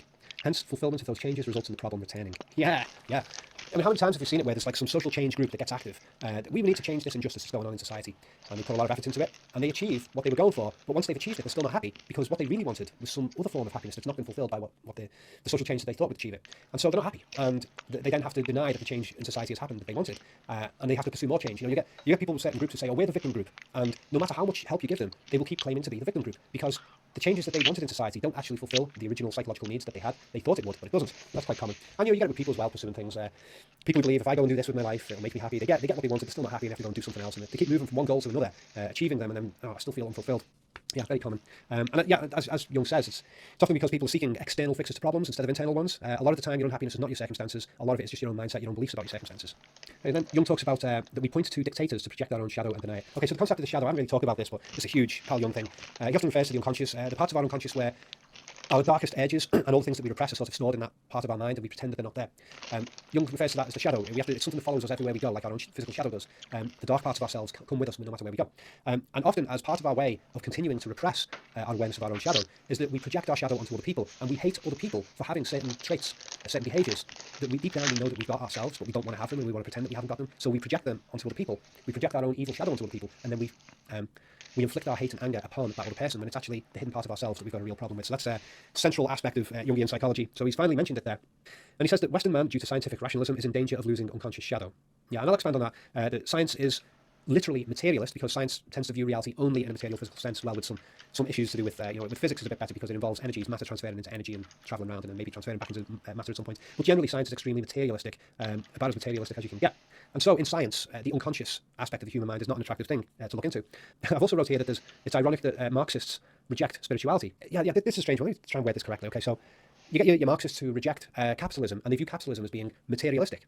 And yet your Marxists also claim to reject religion, which rejects the spiritual. So if you reject all spiritual aspects of existence, then you're basically left with the material view of life, that humans are just biological meat sacks, which also ties in with the biological view. But the field of biology is strangely anti-human in that it refuses to see anything except what it can see under a microscope, cells and stuff like that. Whereas Jung refers to biology as the framework carrier of the psyche, not that it is the psyche. Okay, so it's just a funny little contradiction in the Marxism there. They criticise capitalists for being materialistic, and at the same time they reject spirituality, which is found in religion. So it's a funny one. That's sort of an example of the shadow projection. So Jung says that we imagine ourselves to be innocuous, reasonable, and humane. And he says that psychic means less than air to most people. Yeah, but it's funny, the word psychic has been associated badly with telekinesis and spoon bending and mind reading and seeing into the future with crystal balls and all that kind of stuff. All that kind of stuff has kind of given the term psychic a bad name. And yet we accept that there's this thing called psychology. And psychology is based on the word of the psyche. You know, the psyche is the root word from which psychology and psychic both come from the word psyche. So yeah, there's a funny contradiction there that we accept that psychology exists, even though science is hardly able to prove anything that exists psychologically, but we all agree that exists. And yet we reject the notion of the psychic or the spiritual. It's a funny one. You get a lot of people say, oh, psychological mumbo-jumbo. I find it really hard to reject the idea that psychology exists after all. So, in a way, you could say that psychology in itself is a new form of spirituality because it explores that which cannot be measured with physical instruments. I've got a little note there at the bottom as well that the current preoccupation with gay and trans issues is itself a psychic split. I can't remember exactly why I wrote that. But yeah, in those communities, the gay and trans communities, a hell of a lot has been done to get rid of a lot of the animosity that there was towards those people. I remember when I was younger, insulting people for being gay was like a very common thing to do, and it was accepted to do that in a way. It was kind of expected. But these days, it's changed so much. There's gay people who come out everywhere, and most of them, they don't get any shit. I know lots of gay people, and they don't get much abuse at all. And a lot of trans people, I've met trans people who believe that they're being suppressed in situations where other people just don't really care. Some of you who are watching this who are gay or trans and view yourself as a victim, you probably argue the hell with me in the comment section. Sure, go ahead and do it if you want to do it. But I think that those issues represent a bit of a psychic split as well. This notion that people are denying, well, you're born as one thing, you're born with a certain genetic gender, and then you later deny that you've got that and you persuade yourself that you're the other. that could be looked at as a Jungian psychic split, when a person's denying a part of themselves. I think that could be the case. But after all of the gay and trans people that are out there, they were only born because there were straight males and straight females who got together and made some kids. So it's like when they have this sometimes almost a hatred of heterosexuality. That's one hell of a psychic split because heterosexuality led to their own existence. I'm not going to go on too much about that though, because I know it's a big explosive subject matter, but I made the note there at the bottom of the page. What the hell? I was going to cut it out of the video, but I'm going to leave it in. On page 61, he says that man's knowledge has gone to his head and made him have contempt for the natural and the accidental. Yeah, I definitely see this a lot with... I've talked about a similar thing before. I did a video called 12 Delusions About the Future of Humanity, and there's quite a few points in there I talk about how people vastly overestimate science, and the science community vastly overestimates itself. To the point where scientists almost like become religious figureheads. It's like believed by a lot of people that academic science can achieve absolutely anything, which is definitely not true. And so yeah, Jung goes on to that, 1958. And what's next? He equates consciousness with ego and says ego resists the notion of an unconscious second authority. But in religion, we totally defer to authority, to God, in a collective value that is not individual. Yeah, intellectual egotism, that ties in with the previous point about humans believing that they can achieve absolutely anything through science. Is like an egotistical thing. And it's like they're rejecting the notion of God in the old institutional religious sense, but they're also rejecting the unconscious as a second authority. In fact, I wouldn't even call the unconscious a second authority. I would call the unconscious the first authority because it so often seems to override the conscious mind. Often when you're in conflict with yourself over something, the unconscious very often wins outright. Like all the people who try to quit something, I want to quit smoking, I want to start doing this, blah, blah, blah, blah, and they try consciously, and the unconscious overrides them for various complex reasons. And he says that the unconscious is the only accessible source of religious experience. And here's one of his that I think I disagree with. He's talking about scientific proofs of things, which tends to be in measurements and statistics and stuff like that, mathematical proofs. So he says, absolute certainty brings its own evidence and has no need of anthropomorphic proofs. Now the problem with that for me is that I've met plenty of schizophrenics and stuff when I used to work with those people, and I met people who were convinced of stuff that was just absolutely wacky. Sometimes I meet people who shared the same belief that could not coexist. You meet one person who thinks it's Jesus Christ, and you meet another schizophrenic who thinks it's Jesus Christ. Well, which one is it? One of them, at least one of them is wrong. But each of them will be like absolutely, oh, it's definitely true. So they've got this feeling, this intense feeling of something that isn't true. I suppose it's how you define absolute certainty. But I do agree with them that mathematical, statistical measurements are not always proofs, and that intuition in itself can be incredibly powerful. Because there's been so many times in my life, I'm sure you folks have experienced it as well, where you get a good feeling about a situation or some individual you've just met, and you think, well, I don't trust this person. There's something I don't like about them, but you can't pinpoint what it is. And then later down the line, you discover what it was that you had an intuition about, and they end up doing something really bad, and then you think back and you realise, oh, that's why I was onto that back then. I just didn't consciously realise it. That happens a lot. So I'm a big believer in intuition. So I half agree with him on that point. He says that the unconscious is considered a refuse bin of the conscious, and believed to be of merely animal nature. Yeah, this is good. A lot of people, and in psychology and science, the unconscious mind is kind of considered to be intellectually inferior to the conscious mind. Like the unconscious is uncontrolled. It's just basic sexual and animal instincts and stuff like that. Maybe people got more that idea from Freud. I'm not sure, but I think the unconscious is incredibly intelligent in its own right. Some of the dreams that you have, I've had incredibly creative and intelligent dreams, and I wake up and I get ideas from those dreams that I would never have thought of in daily life. And it's like, wow, is that what's going on in there in the unconscious? Fantastic. And also, those gut instinct situations where you feel that something is not right, where you can't consciously identify what it is, and later on you find out your unconscious was right. It's because your unconscious seems to deal with much more complex information than your conscious mind. Your conscious mind reduces everything to very simplistic verbal terms, but the unconscious is dealing with a much broader range of complex information. So, yeah, I think the unconscious is, if anything, is probably more intelligent than the conscious mind. He also says that the unconscious is of uncertain extent. We don't know how far it extends, and yeah, that's a weird one. Seems to be a universe inside there. I don't think we've ever found any boundaries for it. He says that the political left and right have a problem with the unconscious. And I put a note of mine that they are control freaks. Yeah. We'll get into that in a minute. This gets into shadow and projection. He says that making oneself understood is impossible without far-reaching comprehension of the other standpoint. He says that the shadow, or the unconscious, is denied whenever possible or not spoken of. I presume he's meaning by scientists or political people there. I've got a note of mine there as well about angry people. I mentioned this near the start of the bit. Angry people are in denial that those they hate share traits with themselves. Yeah, this is absolutely crucial. I don't think Jung goes very deeply into this in the book. I think he mentions it once or twice, but this is something I find absolutely crucial. Pardon me. I have, over the years, I've learned to deeply distrust angry people. People who get angry easily, people who get angry often, people who get angry over silly little things. I do not trust these people. Part of the reason I don't trust them is because when people are angry, they're often in denial of something. And if you challenge someone on something that they're in denial of, and you win the conscious verbal argument, and you get your point across, they will often resort to anger, an explosion of emotion and rage, and create a conflict in order to avoid the intellectual realization that they've got something wrong and that you had something to show them that was true.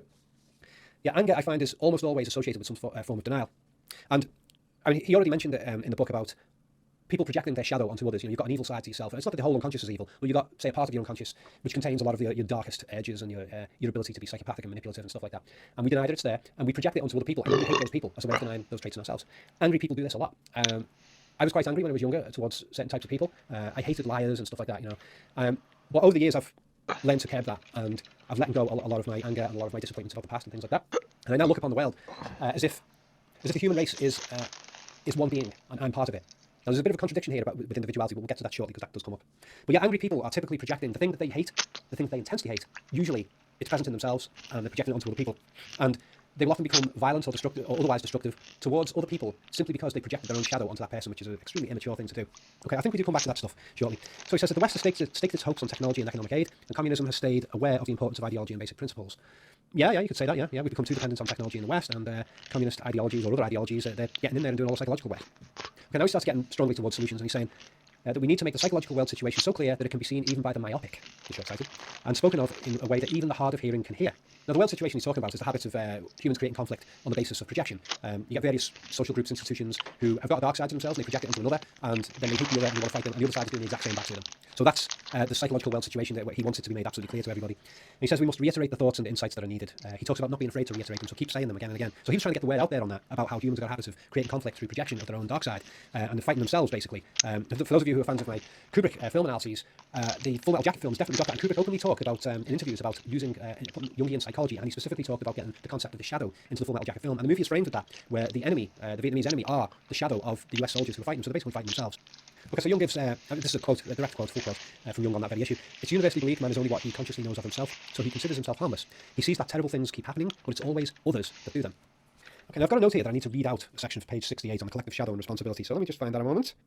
Man has done things, I am a man, who has his share of human nature, therefore I am guilty with the rest, and bear unaltered and indelibly within me the capacity and the inclination to do them again at any time. Even if juristically speaking we were not accessories to the crime, we are always, thanks to our human nature, potential criminals. In reality, we merely lack the suitable opportunity to be drawn into the infernal melee. None of us stands outside humanity's black collective shadow. So that's a great concept, the collective shadow. I haven't mentioned this in the video so far, but one of Jung's big contributions is the idea of collective unconscious.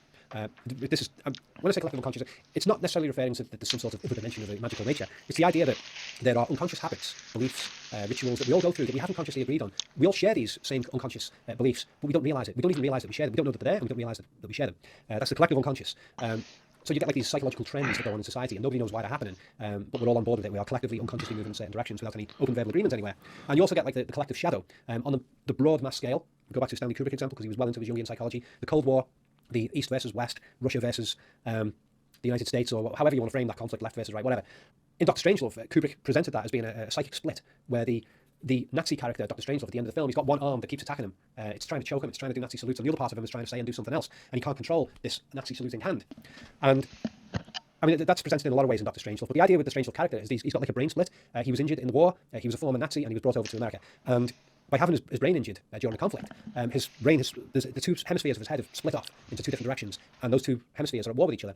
And the movie equates the Cold War conflict as being exactly that. Like the United States and the Soviet Union are like the two halves of a brain that are fighting with each other. They've become disconnected, they've lost the connection to each other, they're fighting each other, and each of them sees its own shadow in the other, projects its own shadow onto the other, and attacks it. So that was Dr. Strangelove Kubrick version of that. There's a note of my own here, about the contradiction between identifying with humanity as a collective so that you don't project onto others. When you see bad things being done by others, you recognise that all of the bad traits that are in that person are also in you. Just because you're not acting on them doesn't mean they're not there unconsciously. So it takes away a lot of your anger if you look upon all the people in the world and you view them as part of yourself. I mean, we're all part of the human race. Even those who do the absolute worst, terrible things, like it or not, they are part of the human race. And the very same ingredients that are present in that psychopath person are present in you and I. So when we look at their evils, we should also recognise that we're seeing the darkest parts of ourselves, the parts that we need to be careful about. So that's very important. But there's a contradiction between that, and Jung did sort of talk about it in that kind of way. We need to stop projecting the shadow and start recognising the evils in others parts of ourselves. But there's a contradiction between that and the notion of individuality, which Jung was talking about a lot. Stop identifying with collectives. So hang on, what's going on here? Be an individual, stop identifying with collective, and yet you should see other people as being part of yourself. When you see bad behaviour from others, you should recognise that those traits are in yourself. There's a contradiction there. I'm an individual, and yet I'm part of the collective. Which one is it? Make your mind up. And I think the key difference there is that a lot of people do this identification thing that he's talking about, but they only do it with selective groups. So people say, I'm this ethnicity, so they'll identify with anyone who's that ethnicity. Or I'm of this nation state, and they identify with anyone from there. We all pick selective parts of society that we identify with. And those people, we feel like we are a part of them and they're a part of us. Now, the difference here that's being talked about in terms of Jung is that instead of selecting certain parts of society to identify with, which in turn results in you projecting your evil shadow onto some other group and then fighting with them, you should identify with all of humanity. All the different people in the world, all the nations, all the different ideologies. Don't go around viewing any of them as the other. View them all as humanity, as part of yourself. So that's very different to most of the political ideologies and religious institutions and so on. They view a chunk of humanity as part of themselves, but they should be viewing the whole of humanity in that way. And that way, you're unable to get into conflict with other groups because they are your group. Okay, so negligence of our own evil is the best means of becoming evil. Yeah, that's a quote from the book. That's a good one. Negligence of our own evil is the best means of becoming evil. Great. We project the evil because we fear facing it in ourselves. I think that's my own note I made there. Actually, no, that was a quote from the book. It's one of my own. It's amazing how many people hate humans but don't hate themselves. There's another one of those weird psychic splits again. You ever met those people who hate humanity? Oh, humanity's fucking with too evil, blah, blah, blah, blah. We should be wiped out. You know, you get these people who say humans should be wiped off the earth to make it a paradise, which is fucking stupid because nature is so cruel. Way more cruel than humans, probably. But yeah, you know, it's funny how those people who talk about humanity as being this terrible, evil, bad thing, and yet they don't seem to include themselves in that, which is weird. It's like, what do they think themselves to be? A god who's outside of it all? I don't know. And Jung says that we localise evil in criminal groups and individuals. Yeah, so we don't get those witch hunt things. We all have this thing where we hate paedophiles or we hate serial killers. And it's very hard for a lot of people to accept that the traits that are in those people are present in you and I and everyone else, even if they're completely suppressed. The ingredients to create those behaviours are there. Those people, those psychopaths, they're made of the same physical flesh and blood materials at the material level. They are made of the same cellular structures and stuff that you and I are made of. You cannot do a blood test that separates them from you in terms of they're a psychopath and you're not. You can't do a blood test that says this person's a psychopath. So Jung equates the devil as being our ultimate shadow, our unconscious bad side. Yeah, the devil. Classic with a pitchfork. He calls the atomic physicians a pack of criminals for what they deliberately invented. I mean, all those scientists who created the atomic bombs and handed it over to the politicians, what the fuck? You know, I suppose from their point of view, they figured that the enemy were going to invent it first anyway, so they better invent it before them. But yeah, I mean, I've said before in one of my other videos that a lot of people view science as being the thing that's going to save humanity, and I think it's got just as much chance of destroying humanity because more and more weapons of mass destruction keep getting created, new ones will be invented in the future, and sooner or later, one may be invented that kills off humanity. And whose fault will that be? It will be the scientists for creating the damn stuff, but at the same time, we can't be angry because the scientists are just reflections of ourselves. There's a little bit of scientist in all of us. Okay, so page 71, he says that the world needs to realise all divisions and antagonisms are due to splitting of the psyche. Yeah. I've got a note there about communists don't want to realise this regarding capitalism. And I've certainly found it very interesting over the years that a lot of people consider themselves socialist, capitalist, or institutions that claim to be of that ideology. They love funding. They say they hate capitalism, but they love getting funds for what they do. Jung says that gladiators are the most delusional in this respect, in terms of splitting of the psyche and fighting their own shadow and other people. And by gladiators, that includes soldiers, anyone who does battle. He says most people are not aware that they are a cell in various international conflicts, and he's getting into the responsibility factor there. It's very easy to look upon world conflict situations and say, oh, well, it's not to do with me, there's nothing I can do about it, but you are a cell, a unit, within one of those countries that is in conflict, you know, or a collection of countries that are in conflict. Yeah, that is the case. So, as he recommends the mutual withdrawal of projections, very hard to achieve. How do you get, say, Russia and the United States to suddenly stop projecting their own evil shadow onto each other and get out of conflict? Very hard to do, but if it could be done, it would help a lot. And that applies to any war situation, really. He says that the state doesn't want understanding, it wants man to be psychologically divided. And I've added a note of my own there that politicians and the media will not spread the message that we are all projecting our shadow onto other people. The politicians and the media will continue to push the idea that it's us and them and not allow us to see the humanity in the opposition. Or they'll try not to. Getting near the end of the book now, he says that insight that dawns slowly has more lasting effect than fitful idealism. And this is pretty good, yeah. A note of mine is that the power of slowly dawning insight instead of short-term fitful idealism, which is usually based on short-term verbal logic. The power of the slow dawning of insight is that it's partially because slowly acquired insight has time to integrate into the mind. Short-term learning eventually meets opposition in the vast complexity of the unconscious, and it often gets booted out. So, you know, it's somebody very quickly takes on some ideological doctrine, and they take it on too quickly, and after a while, it comes into conflict with other parts of their own psyche, and then they sort of realise, oh, well, that doesn't really work, and then they reject it. But when you take on a new view, a new understanding, a new insight, not an ideology, when you take on a new set of insights that are actually true, they have to be sort of taken on slowly because the unconscious is so complex, there's so many beliefs, interlocking beliefs in there, and you have to let those new beliefs slowly work their way in, because as those new beliefs work way into your mind, like tentacles, they occasionally come against little bits of opposition where you've got various other mistaken beliefs that conflict with it. And so your brain has to gradually adjust hundreds or even thousands of different aspects of your overall belief system in order to thoroughly integrate the new knowledge. And I think that's why slow onset learning is more powerful. Okay, we're very close to the end, folks. I've got one page and a little bit left. Okay, so he says that getting all individuals to relate to their unconscious may take hundreds of years. Yeah, it could well do, yeah. And he wrote this stuff in 1958 and he's dead now, so he was basically trying to help humanity way beyond his own death. Spiritual transformation of mankind can spread over centuries. He says that those aware of their own unconscious tend to spread that awareness to others, whether they mean it or not. That's pretty good. Yeah, I like that. Yeah, of course it is. So yeah, this is a long-term project, and it's funny enough that the internet itself has helped a hell of a lot with this. A lot of people have been getting into Jungian psychology and exploring all kinds of things like that, that they otherwise wouldn't have heard about. I mean, before the internet existed, I never heard anyone talk about Carl Jung or anything like that, except my dad, because he worked in psychiatry for a long time. So he introduced me to a lot of psychology stuff when I was younger. But outside of my dad and a couple of other family members who worked in that field, out in the regular world, I didn't hear anyone talk about things like this. But now with the internet, people are learning stuff, and it's easier for things like understanding of the shadow to be spread and understood. So and obviously I've read Carl Jung's book, and I agree with a lot of it, and it crystallises a lot of thoughts I've had for a long time that I've had on my own. And I intend, by doing this video, I'm helping that process of getting his message out about the shadow and projection and stuff like that to more people, and hopefully a lot of you will do the same. At the end here he says, great art taps into myths from the unconscious that span the ages. Yes, definitely, a great work of art. It taps into truths that span across many contexts, span across nations, across cultures and so on. That's definitely true. But he says that modern art is destructive and nihilistic. I kind of agree with that, yeah. I mean, even the idea of creating art that is beautiful seems to be rejected by modern art. It's bizarre. He did a whole video on that, but he just mentions that briefly. And finishing off, the individual is the make weight of the scales. Yeah. We can all play our part, we can all shift things. And people often think about, the individual is nobody, the individual can't influence anything. Well, that's total bullshit, because the entire civilization is individuals. There's nothing but individuals. All of these ideas are collectives, they're just illusionary things. Everybody is an individual, and everybody can tip the scales in one way or another. You might not even realise how you tip the scales. In fact, you've got no choice. Everybody who interacts with other people influences other people. So may as well become aware of it and use it positively. That's me expanding on what he said there. And to finish off, there's one last quote there. Happiness can only be enjoyed by the individual, not by the state. Yeah, fair enough. Right, so... Oh, God, that dragged on a bit, didn't it? I hope this didn't turn out to be 3 hours long. So Carl Jung's The Undiscovered Self, only 79 pages, but packed with great insights. Very thought-provoking stuff. I may as well just read that entire book to you. No, I'm only joking there. There's plenty more that you'll find in there that I haven't talked about. There's some of the quotes that I had in my notes and some of the other things. I didn't actually go through all of them. Some of the pages I skipped them. So yeah, I recommend you go out and get that book, and have a good think about the projection and the shadow. Who is it in the world that you hate? Who is it in the world that you consider to be evil and reprehensible and is not human and needs to be eradicated from the earth? Look at those people and think about, oh, hang on. I have the same things in me that are in them. That they are part of me. And accept that, and your anger fades away, and your desire for everything goes away. Okay, this is Rob Baker signing off. Hope you enjoyed this. Take it easy. Bye-bye.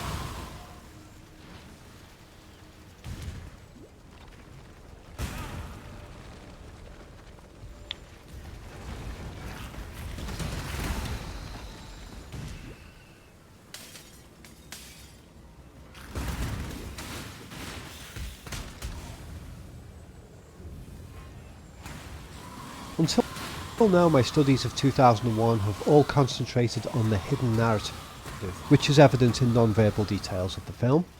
However, recently I've watched 2001 again with a more specific interest in the surface narrative, the one that Kubrick was willing to explain in interviews, though he also said that this narrative was the film's simplest level. Way back before I had any idea that there was a deeper side of 2001 that had to be decoded by the viewer, it was already one of my favourite movies on account of the surface narrative alone. Watching it in my early teens, I was mesmerised by the bizarre visuals, the unusual storytelling, the grandiose evolutionary themes, and especially the very unsettling Stargate journey near the end. This sequence made me feel kinda dizzy, both in terms of the trippy visuals and the what the hell is happening breaking the plot structure. Other viewers of the film have described to me their own feeling of being made to feel uneasy by 2001, whether they were fans of the film or not. Some have told me they found the film scary. That's right, scary, almost like a horror film. Rewatching the film recently myself and paying attention to my emotional response to the narrative instead of intellectualising it all, I once again felt a pervading sense of unease. Particularly when watching this movie alone at night with the lights off. At the same time, Kubrick, interviewed about this film, made a statement of optimism regarding the terrifying vastness and indifference of the cosmos. However vast the darkness, we must supply our own light. So for this video, I'm going to explore what I now consider to be existential horror elements in the surface narrative of 2001. And I must state right off the bat that I'm very familiar with the novelisation by Arthur C. Clarke, which was written under Kubrick's supervision and is mistaken by some to be a complete explanation of the movie. Kubrick was shooting stuff and showing some of it to Clarke, who was then writing in response to it. This is explained in some of the best biographies on Kubrick. The film isn't so much based on the book as the book is based on the film. I've been through the novel with a fine-tooth comb, and while it certainly has many interesting elements that shed light on some aspects of the movie, it does not contain all the answers as to what the movie is about. Chunks of the novel are incredibly different to the movie, in fact sometimes in opposition to it. If you don't believe me, then check out this quote from Kubrick himself. I think that the divergences between the two works are interesting. Actually, it was an unprecedented situation for someone to do an essentially original literary work based on glimpses and segments of the film he had not yet seen in its entirety. So there you have it. As for the original short story that very loosely inspired the movie, again that was by Arthur C. Clarke, that story is so different and so much shorter that it also fails as an attempt to explain the movie. The novelisation also lacks many of the film's most emotionally powerful elements, such as the bizarre musical score, the jarring fisheye lens views, the colour filter of certain shots, and the film has entire sequences that aren't in the book at all. These elements are unique to the cinematic experience of 2001, and so they need to be explored on their own merit. Having said all that, biographies on Kubrick reveal that he not only engaged in regular correspondence with Arthur C. Clarke about how the novel was progressing in parallel with the film production, but that Kubrick also had authorization rights. In other words, if there was a difference of opinion between Clarke and Kubrick regarding the novel content, then Kubrick had the final say. And so the novelisation carries as much of a Kubrick imprint as it does the official author Arthur C. Clarke. So I will be making occasional references in this study to the novelisation. Alright, so I'm going to go through the movie and give a roughly chronological commentary on how I perceive the surface narrative, with emphasis on emotional responses to the existential horror element. Starting off the movie, we're played the first 3 minutes of György Ligeti's orchestral piece called Atmospheres. This is played as an overture.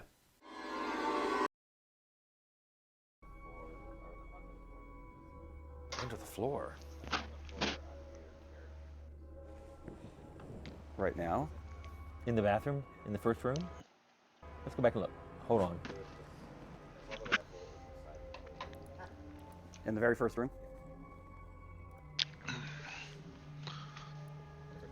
It's funny, if that's visible, I should get a hand and Which corner? Oh, because I brought Is that it? It's not there. Yep, oh my god. Who designed this monstrosity of a game? I'm gonna go. Tim's gonna invent a time machine to go back and smack himself upside the head. Okay. Hey, look, it uses the ammo we just found.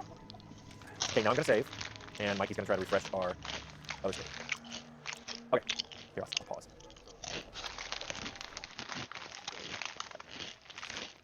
Nope. It's weird. Oh, wait. Oh, it's your machine. There you are. Okay, we're gonna go back in the game. Never mind. Where did it go? Here, I'll tab to it. No. I hit Alt-Tab. There's a good reason we were scared of Alt-Tabbing. Oh, man. Okay. I guess we're gonna play. We're gonna play classic Fallout. Fallout doesn't crash all the time. An error has occurred. The app is already running. I want to bring up Task Manager. That's a good idea. There we go. There it is. Bring the front. Bring the front. There we go. Wait. People tell me this game doesn't crash, ever. Some solid code in this game. I'd like to see something you wrote 25 years ago run. Actually, that is a huge testament to Windows that we're running a game that's literally I started coding in the base functionality for in like 93. So it's 25 years old, and it's running as flawlessly as the day I wrote it. How are we supposed to take that? I very carefully chose my words. Hey, why can I not shoot that? This gun sucks. Yeah, kind of points. You know, it's not even attacking me because I haven't hit yet. It's unaware that this rat is unworthy in danger. Oh, well, okay. Killed it in one shot. Okay, we're gonna go look at rocks. This is a big pile of rocks. They're indigenous to this region. Why did I have to look here again? I thought that one of these told you it was like it looked like you can't go any further. Oh, it's not on this level. Is there another level? You have to take your rope and use it over there. We'll find out. I did find some more rope. Go look in there and see if that's a. Yep. You see an elevator shaft. You see potato. Wow, they really made you use a lot of rope, didn't they? Who made this game? A rope store? The rope lobby gave us some serious kickbacks. Because I'm indigenous to this region. Okay, because now I know how to go down shafts. There we go. Uh-oh. Oh no. I got the rifle out. I'm gonna get one shot each time. I should stick to the knife. You see that? You see that? Why haven't I gone up level yet? That's what I want to know. Why haven't I gone up level yet? Let's turn this up. I'm gonna look at my character. I have 858. It doesn't tell me. Oh, next level 1,000. I'm almost there. This is gonna happen, people. And then I'll be level 2 and I'll be an unstoppable killing machine. Rope is the cowal of Fallout. Oh, I know where it is. Can't believe I remember this. It's right here. Yep. You see these rocks? Look like all the other rocks? These are the rocks. There's two lockers in there. We'll have to. I don't loot. I'm looting. Okay. Oh. Take that. Wow, I'm a machine. Somebody wants you to brain them smart. Do it. How do you pick those 256? That's a good question. Oh, I could have sworn we used alchemy for Instagram concept art. Yeah, concept art. That's so cute. You know what I mean? You have smart pieces. Yeah, no, I think we actually did a whole bunch of, we picked a bunch of the game art. Our very early game art, like the Dynamo and original armor, and a couple other things we did the shit on that to see if those could use. Uh-oh. That's interesting. You guys can come over and kill us. That's not a lesson if I remember correctly. Man, I missed. Okay, we have one more. Okay, there's no way I can miss. And I... Oh, what did I do? Quickly hit it. Seriously wouldn't get knocked into the ground. Knocking it around. That is how you mess with a mole rat. Oh, that hurt. One more shot. He was seriously wounded by this attack, but he's not dead. That's not good. Hey, you have two attacks. There you go. Okay, let me switch back to the knife. I haven't looting any of these things, but I'm not sure you can dropping any. Oh my god, how many rats do we put in here? But you know, back then people thought they love rats. Remember we see all that email? Please add more rats. Where are the rats? Why aren't you adding more rats? You know what, there's another weapon. I probably should use a stim bag.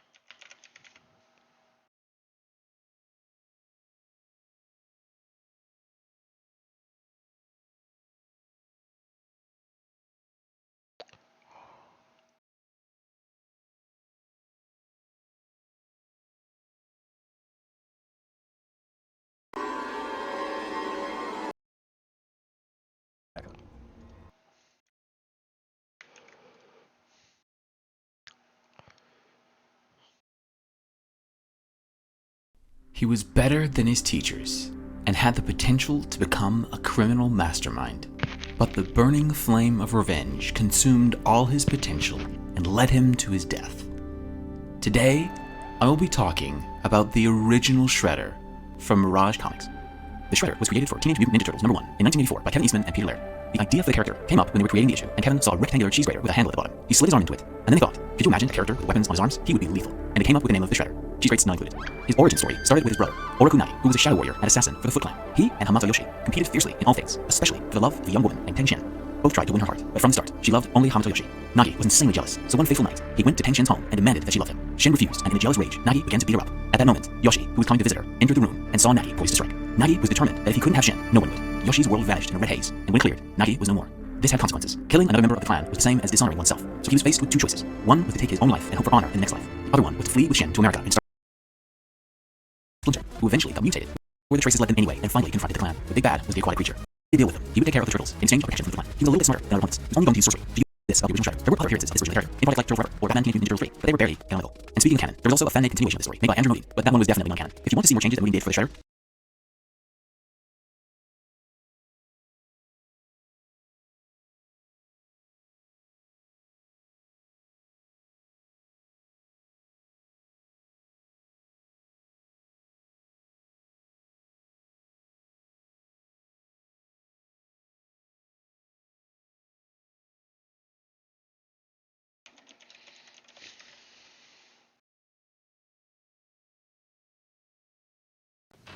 Mark.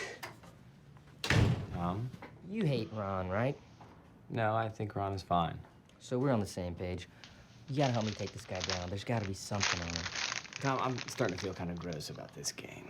It's not about the game anymore. Ron has some serious dirt on me. I need to balance things out. You must know how that feels. You got tons of dirt in your past. Please, you gotta help me. There is a man named Duke Silver. He hangs out at a bar in Eagleton. He's an old friend of Ron's. Maybe you should ask him. Thanks, man. I'm gonna dig up so much dirt on this guy, there's gonna be worms all over the place. It sounded snappier in my head. Yeah. Hey, this is gonna sound weird. I'm looking for a guy named Duke Silver. Yeah, he goes on in a second. Ladies, it's just about that time. It's with the jazziest pleasure that I bring out for you, my man, Mr. Duke Silver.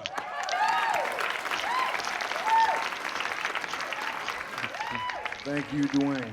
As always, it is a thrill to be here during this witching hour with you lovely ladies.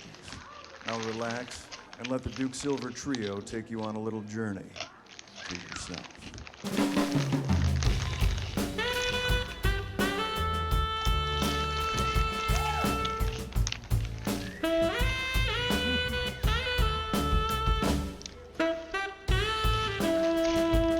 It's been a real gift making sonic love to you tonight. If you want more of the Duke, both my albums are for sale here, Smooth as Silver and Hi-Ho Duke. And look for my new CD next month, Memories of Now. So come see me, come talk to me, come love with me. And maybe we can walk through fire together. Thank you. Good night.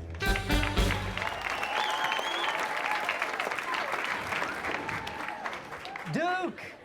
Huge fan.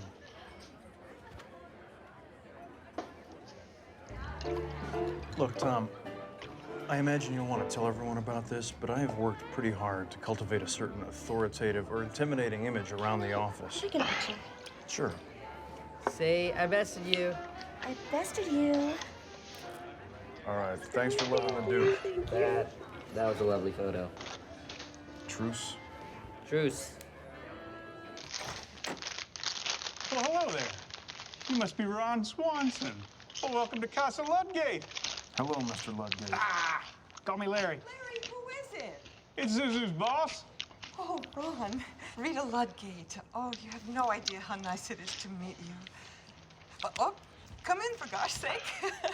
What can I get you to drink? Oh, could you take your shoes off, please? Thank you so much. Nothing to drink, thanks. Oh, Is April around? Zuzu, you have a guest. well, I'll fetch her. She's probably on the internet again. I'll come with you. Okay. You make yourself at home, Mr. Swanson. Thank you. You must be April's sister. I'm Ron.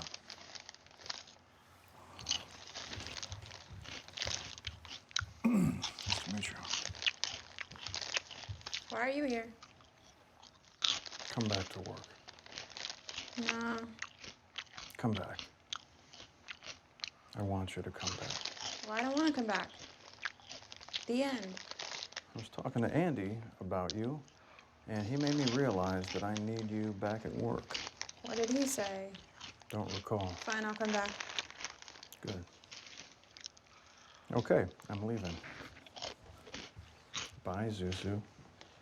Bye, Duke Silver. My mom has all your albums. I recognized you the day we met. Have you told anyone? No. Good girl. Knows you so well. And I was starting to wonder if I was ever going to get to that point. I'm worried that maybe there isn't room in your life for another woman. At this very moment, Leslie is throwing herself in front of a freight train named Tammy. For me and you. Leslie is a wonderful, loyal friend who's very important in my life, but I would sooner visit Europe than have something romantic happen between us. Although, if you'd like to visit Europe, I like you so much I'd be willing to risk it. But not France, right? God, no. See, you know me pretty well already. But you're about to get to know me even better. I brought you here because I want to show you something that almost no one knows about. Certainly not Tammy, and not even Leslie Knope. Ladies and gentlemen, and especially the ladies, put your hands together for the one, the only, my man, Mr. Duke Silver. A mighty fine holiday evening to you all. It might be cold outside, but it's about to get warm all up in my jazz. I, of course, am Duke Silver, and I would like to dedicate this first song to my Duchess.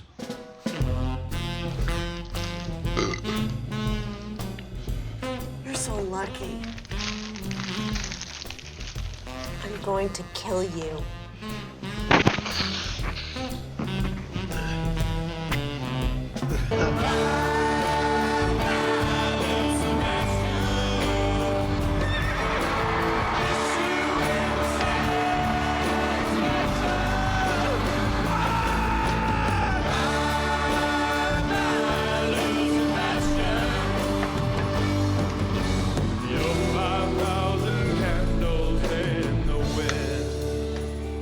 Ladies and gentlemen, Mr. Duke Silver!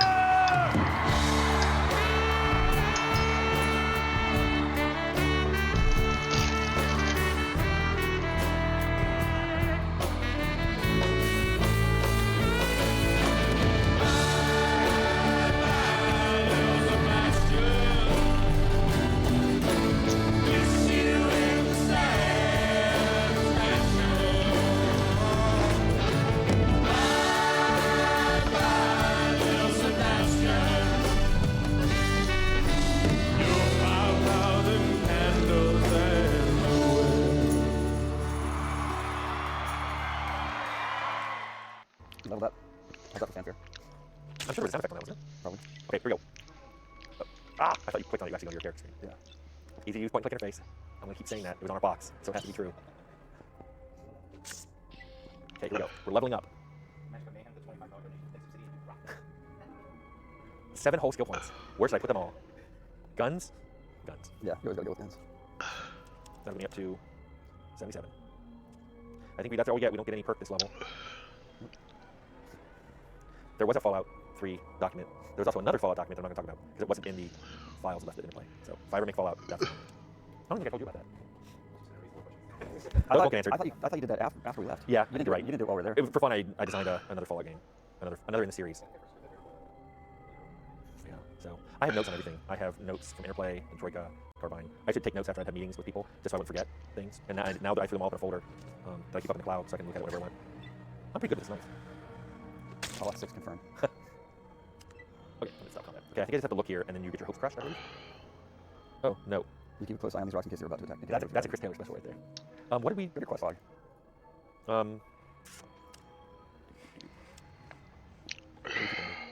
Archives?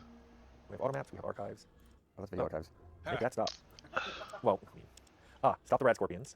Vault 13, find the water chip. We're still looking for the water chip. Wow, we gave you a lot of information, didn't we? But look at that. Look at that. The attention to detail there. The wires. Yep. Yeah. Those used... Oh, they are different colors. Yep. They're blue, red, and green. I thought they faded. Go in the loot those big rats. In here? Yeah, that's where I was going. That was big rat decided. Tell us anything about Project Indiana. It's an RPG, and me and Tim are the game directors on it. It has our style of humor. You should tell them about our style of humor. But it's a combination of my depressive dark humor and Tim's silliness. with better UI design. Oh, look at that. Ooh, we Dynamite can plant that on somebody. and grenades. Yes, take all the grenades. Always take all the grenades. Now I know why somebody wanted me to take throwing. Bullets. Oh, is this an SMG? I should totally give that to Ian. First gun made for the game. Let's see what I got. Let's try using that gun instead. Do I have... I'll use it until it runs out of bullets. There's like an endless supply of these big rats.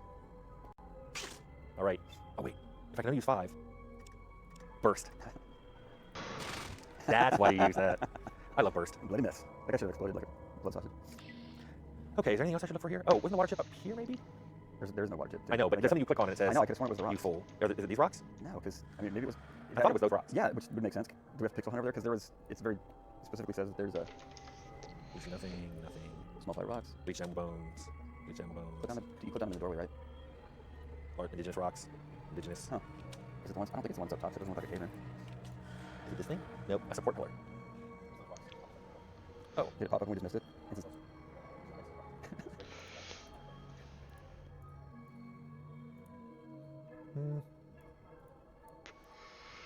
Maybe it already popped up? Maybe these aren't the rocks. Maybe or... Yes, it did. Yep. It was no Road Warrior. First one was Sapien. I didn't like it. I loved all the Mad Max series, but that particular movie, it seemed like Mad Max turned into this guy that just shot really well and kept taking all this damage.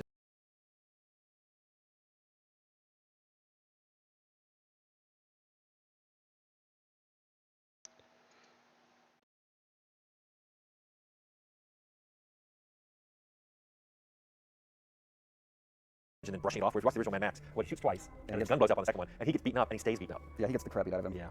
He overcomes odds and the... beaten up. Yeah. Twice. And his gun blows up on the second one. Whereas watch the original Mad Max, well, he shoots twice, and his gun blows up on the second one, and he gets beaten up, and he stays beaten up. Yeah, he gets the crap beat out of him. Yeah. He overcomes odds in the new one, he's just superhuman. Well, this is where we do it. I don't see where we do it, and I'm about to get attacked by another pig. So, let me check the pip boy and see if it did. It did not.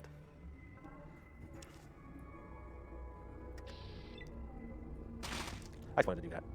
Your quest was updated, you can go out whenever you want, there's nothing to do now in Vault 15. We're out of here. I didn't see it update. I didn't see it update either.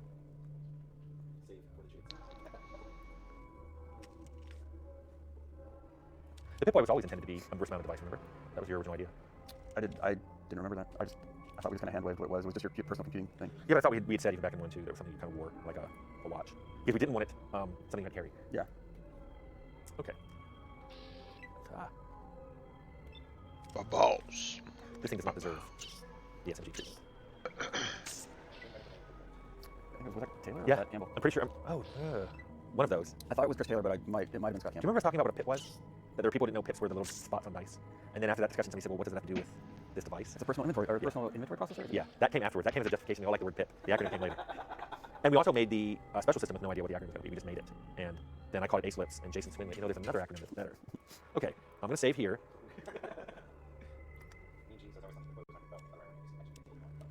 Yeah, I wouldn't be surprised. It was something you just carried around and looked at when you needed it. I know it was not something you had carried because we're like, you only have 2 slots for that, and we're not going to waste it for an inventory metaphor. So, run back to Shady Sands? We can't reboot Arcanum because, How do you do? Activision Blizzard owns it. We do spiritual successor. What I'm hoping for is a lucky encounter. Uh-oh. That didn't seem lucky. We may not survive this encounter. Just start walking. I'm looking for the... That's probably going to be the nearest exit. That is. Okay. I don't think I played any of the mods on the originals. Luckily, these things don't have ranged attacks or I'd be dead. Remember doing the lighting around that character? Yep.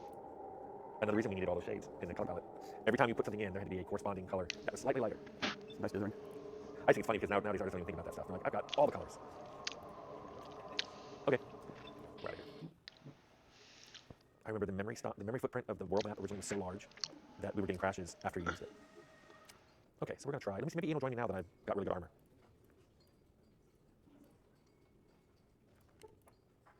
I could take some mentats. I don't have any. I was going to say. I could go try to figure out their water problem because I have an IQ of 1. What do you suppose that quest will do if you're really stupid and like, hey, your crops look bad? I don't think you can. I think you have to have science or something.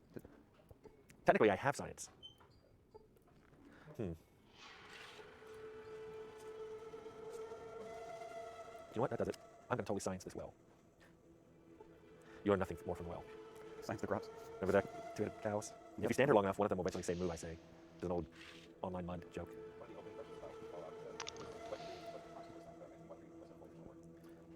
We decided we wanted it to be post-apocalyptic, and we started making something that was visually at least very much like a Road Warrior kind of knockoff. And then Brian Fargo said it'd be great if we made it Wasteland 2, and we all thought that was a great idea. We thought it'd be cool, and we just continued doing what we were doing. And eventually came back and said we didn't get the license, and we were like, oh, I don't know. I don't remember any plans to change anything we were doing to make it more Wasteland. Do you? I used to talk to Alan Pavlich about some things that they did in the original Wasteland, but I don't think any of them actually made it in. Yeah, it was really bizarre that when you think about it, that we were not doing anything to prepare for that if that ever had come to pass. Wait a minute, I'm 39. What do you mean when you're my age? I want to talk to Erdish again and see if he will tell me about his kidnapped daughter. Greetings. What may I help you with this fine day? All I can say is nuh-uh. Yes, yes. Yeah, I'm gonna have to come back. Have a good stay. Tell me about Tandy. Can I actually get him, force him to talk about? She is my daughter. It is she that makes this hard life worth living. I wonder if is there something that triggers her being I thought when the first time you came here, Tandy was just wandering around, and then when you came back, she'd been kidnapped. Yeah, that's her in the back room, I think. Is that her? Maybe you have to talk to her. Yeah, that's her. She's too busy to talk right now. Also, it doesn't identify who she is. That was awesome. Why didn't we put the name on that screen? We certainly can't say that we didn't have the technology to do that. But that's what I'm going to say. The technology to label screens was beyond the 90s. Okay. Oh, wait, Tandy was up here. I remember you talked to Tandy when you came in. Oh, she was back in that room? So this isn't Tandy? King. Let's go back. Because I know you can get Tandy as a follower once she gets kidnapped, and then you never have to bring her back. So she's a perfect follower of Potato because it's involuntary. She wants to come home, but you just never bring her home. Oh, this is her? She'd stand still for a second. You see Tandy? She's leaving. Okay. Hi, I heard there was a traveler in town. I Yep. was kind of skeptical until I saw you. My name's Tandy. What's yours? And we're done. Okay, maybe I should take it on intelligence. I always liked how we made her the old wizened tribal elder in Fallout 2 because she was such a kind of airhead. So if they're not going to tell us about Junktown, and Tandy's not going to have the decency to become kidnapped, should I start wandering? Yeah. Because all this guy would do is tell me about that rat scorpion cave, which I really don't want to do. Yeah, just go in the general direction. I think I know where it is. I don't know where it is. South. Everything's south of here. Let's do this. 2027. My blog keeps a count on it. We had a celebration at 1,000 and again recently at 2,000. I think I know what his famous last word. Uh-oh. Go to the glow to talk to the computer. We don't have enough right away. Yeah, I totally don't. Where is the there? There it is. I knew we were close to this. Run away. I love the repeated use of tile set. Didn't have much choice. Yeah. Okay. Are we close to Junktown, or am I going to get into the radioactive area down here? I think it might be over to the left a little bit, but right over here. I wouldn't bet on that. But did I just walk on water? Oh, encounter. At least it's not scorpions. When Tim gets to 2077 dark chocolates, we'll set on fire. We just passed a green area. Way to point out that I'm completely colorblind. Maybe Leonard should drive the world map. I didn't see it. Maybe you're colorblind. Maybe. You do make a lot of tan games. Okay. I want you to be able to appreciate them. Where's the green area? I didn't really pass any green areas. Nothing's green. It's the wasteland. Nothing's green. The green y'all passed was the Raider camp. Oh, when we passed it, there might have been a circle. I might have been looking at something. Oh, what? Is that right there? Oh, hold on. I'm having a moment. Oh! I'm out of here. Okay, now that you're away from me, I'll say I'm amazed that you haven't been poisoned yet. I'm lucky, remember? That's right. Luck matters in this game. I had to argue with Taylor to get it in, but... Yeah, see if you... yeah, it's right there. Oh, but she's not there yet. I know. Where's Junktown? Hey, let's see. Go north. Okay. I'm pretty sure it was not... Oh. Oh, that's not good. You know what's saving me here is having high agility. I get a lot of action points and I get to go first. Junktown is further south of Shady Sands. So even farther south. I think I was heading in the right direction. So down a little more, a little to the left. So right in here, yeah. We're getting contradictory advice. Some people are saying go north, some people... I know it wasn't there. It is. Yeah, there it is. Stop. We added that. Oh, hey, it's merchants. I don't think I have any money, though. Let's find out. Lub. Okay, let's try that again. This time hit barter. Bullets. What appears to be a head cabbage. What is that? I don't know. It's not looking at it. Some mutated fruit of some sort. We don't need this. Give me some money, Lebowski. Oh, it's... Give me some money, Lebowski.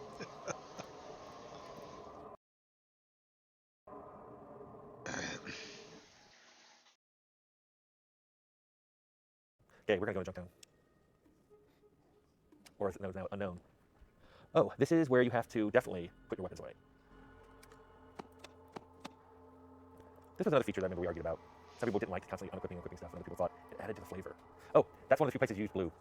There used to be a big old door on the front of that you had to wait for it to open, and it was really cool looking, and it was the biggest pain in the ass after the first time you did it.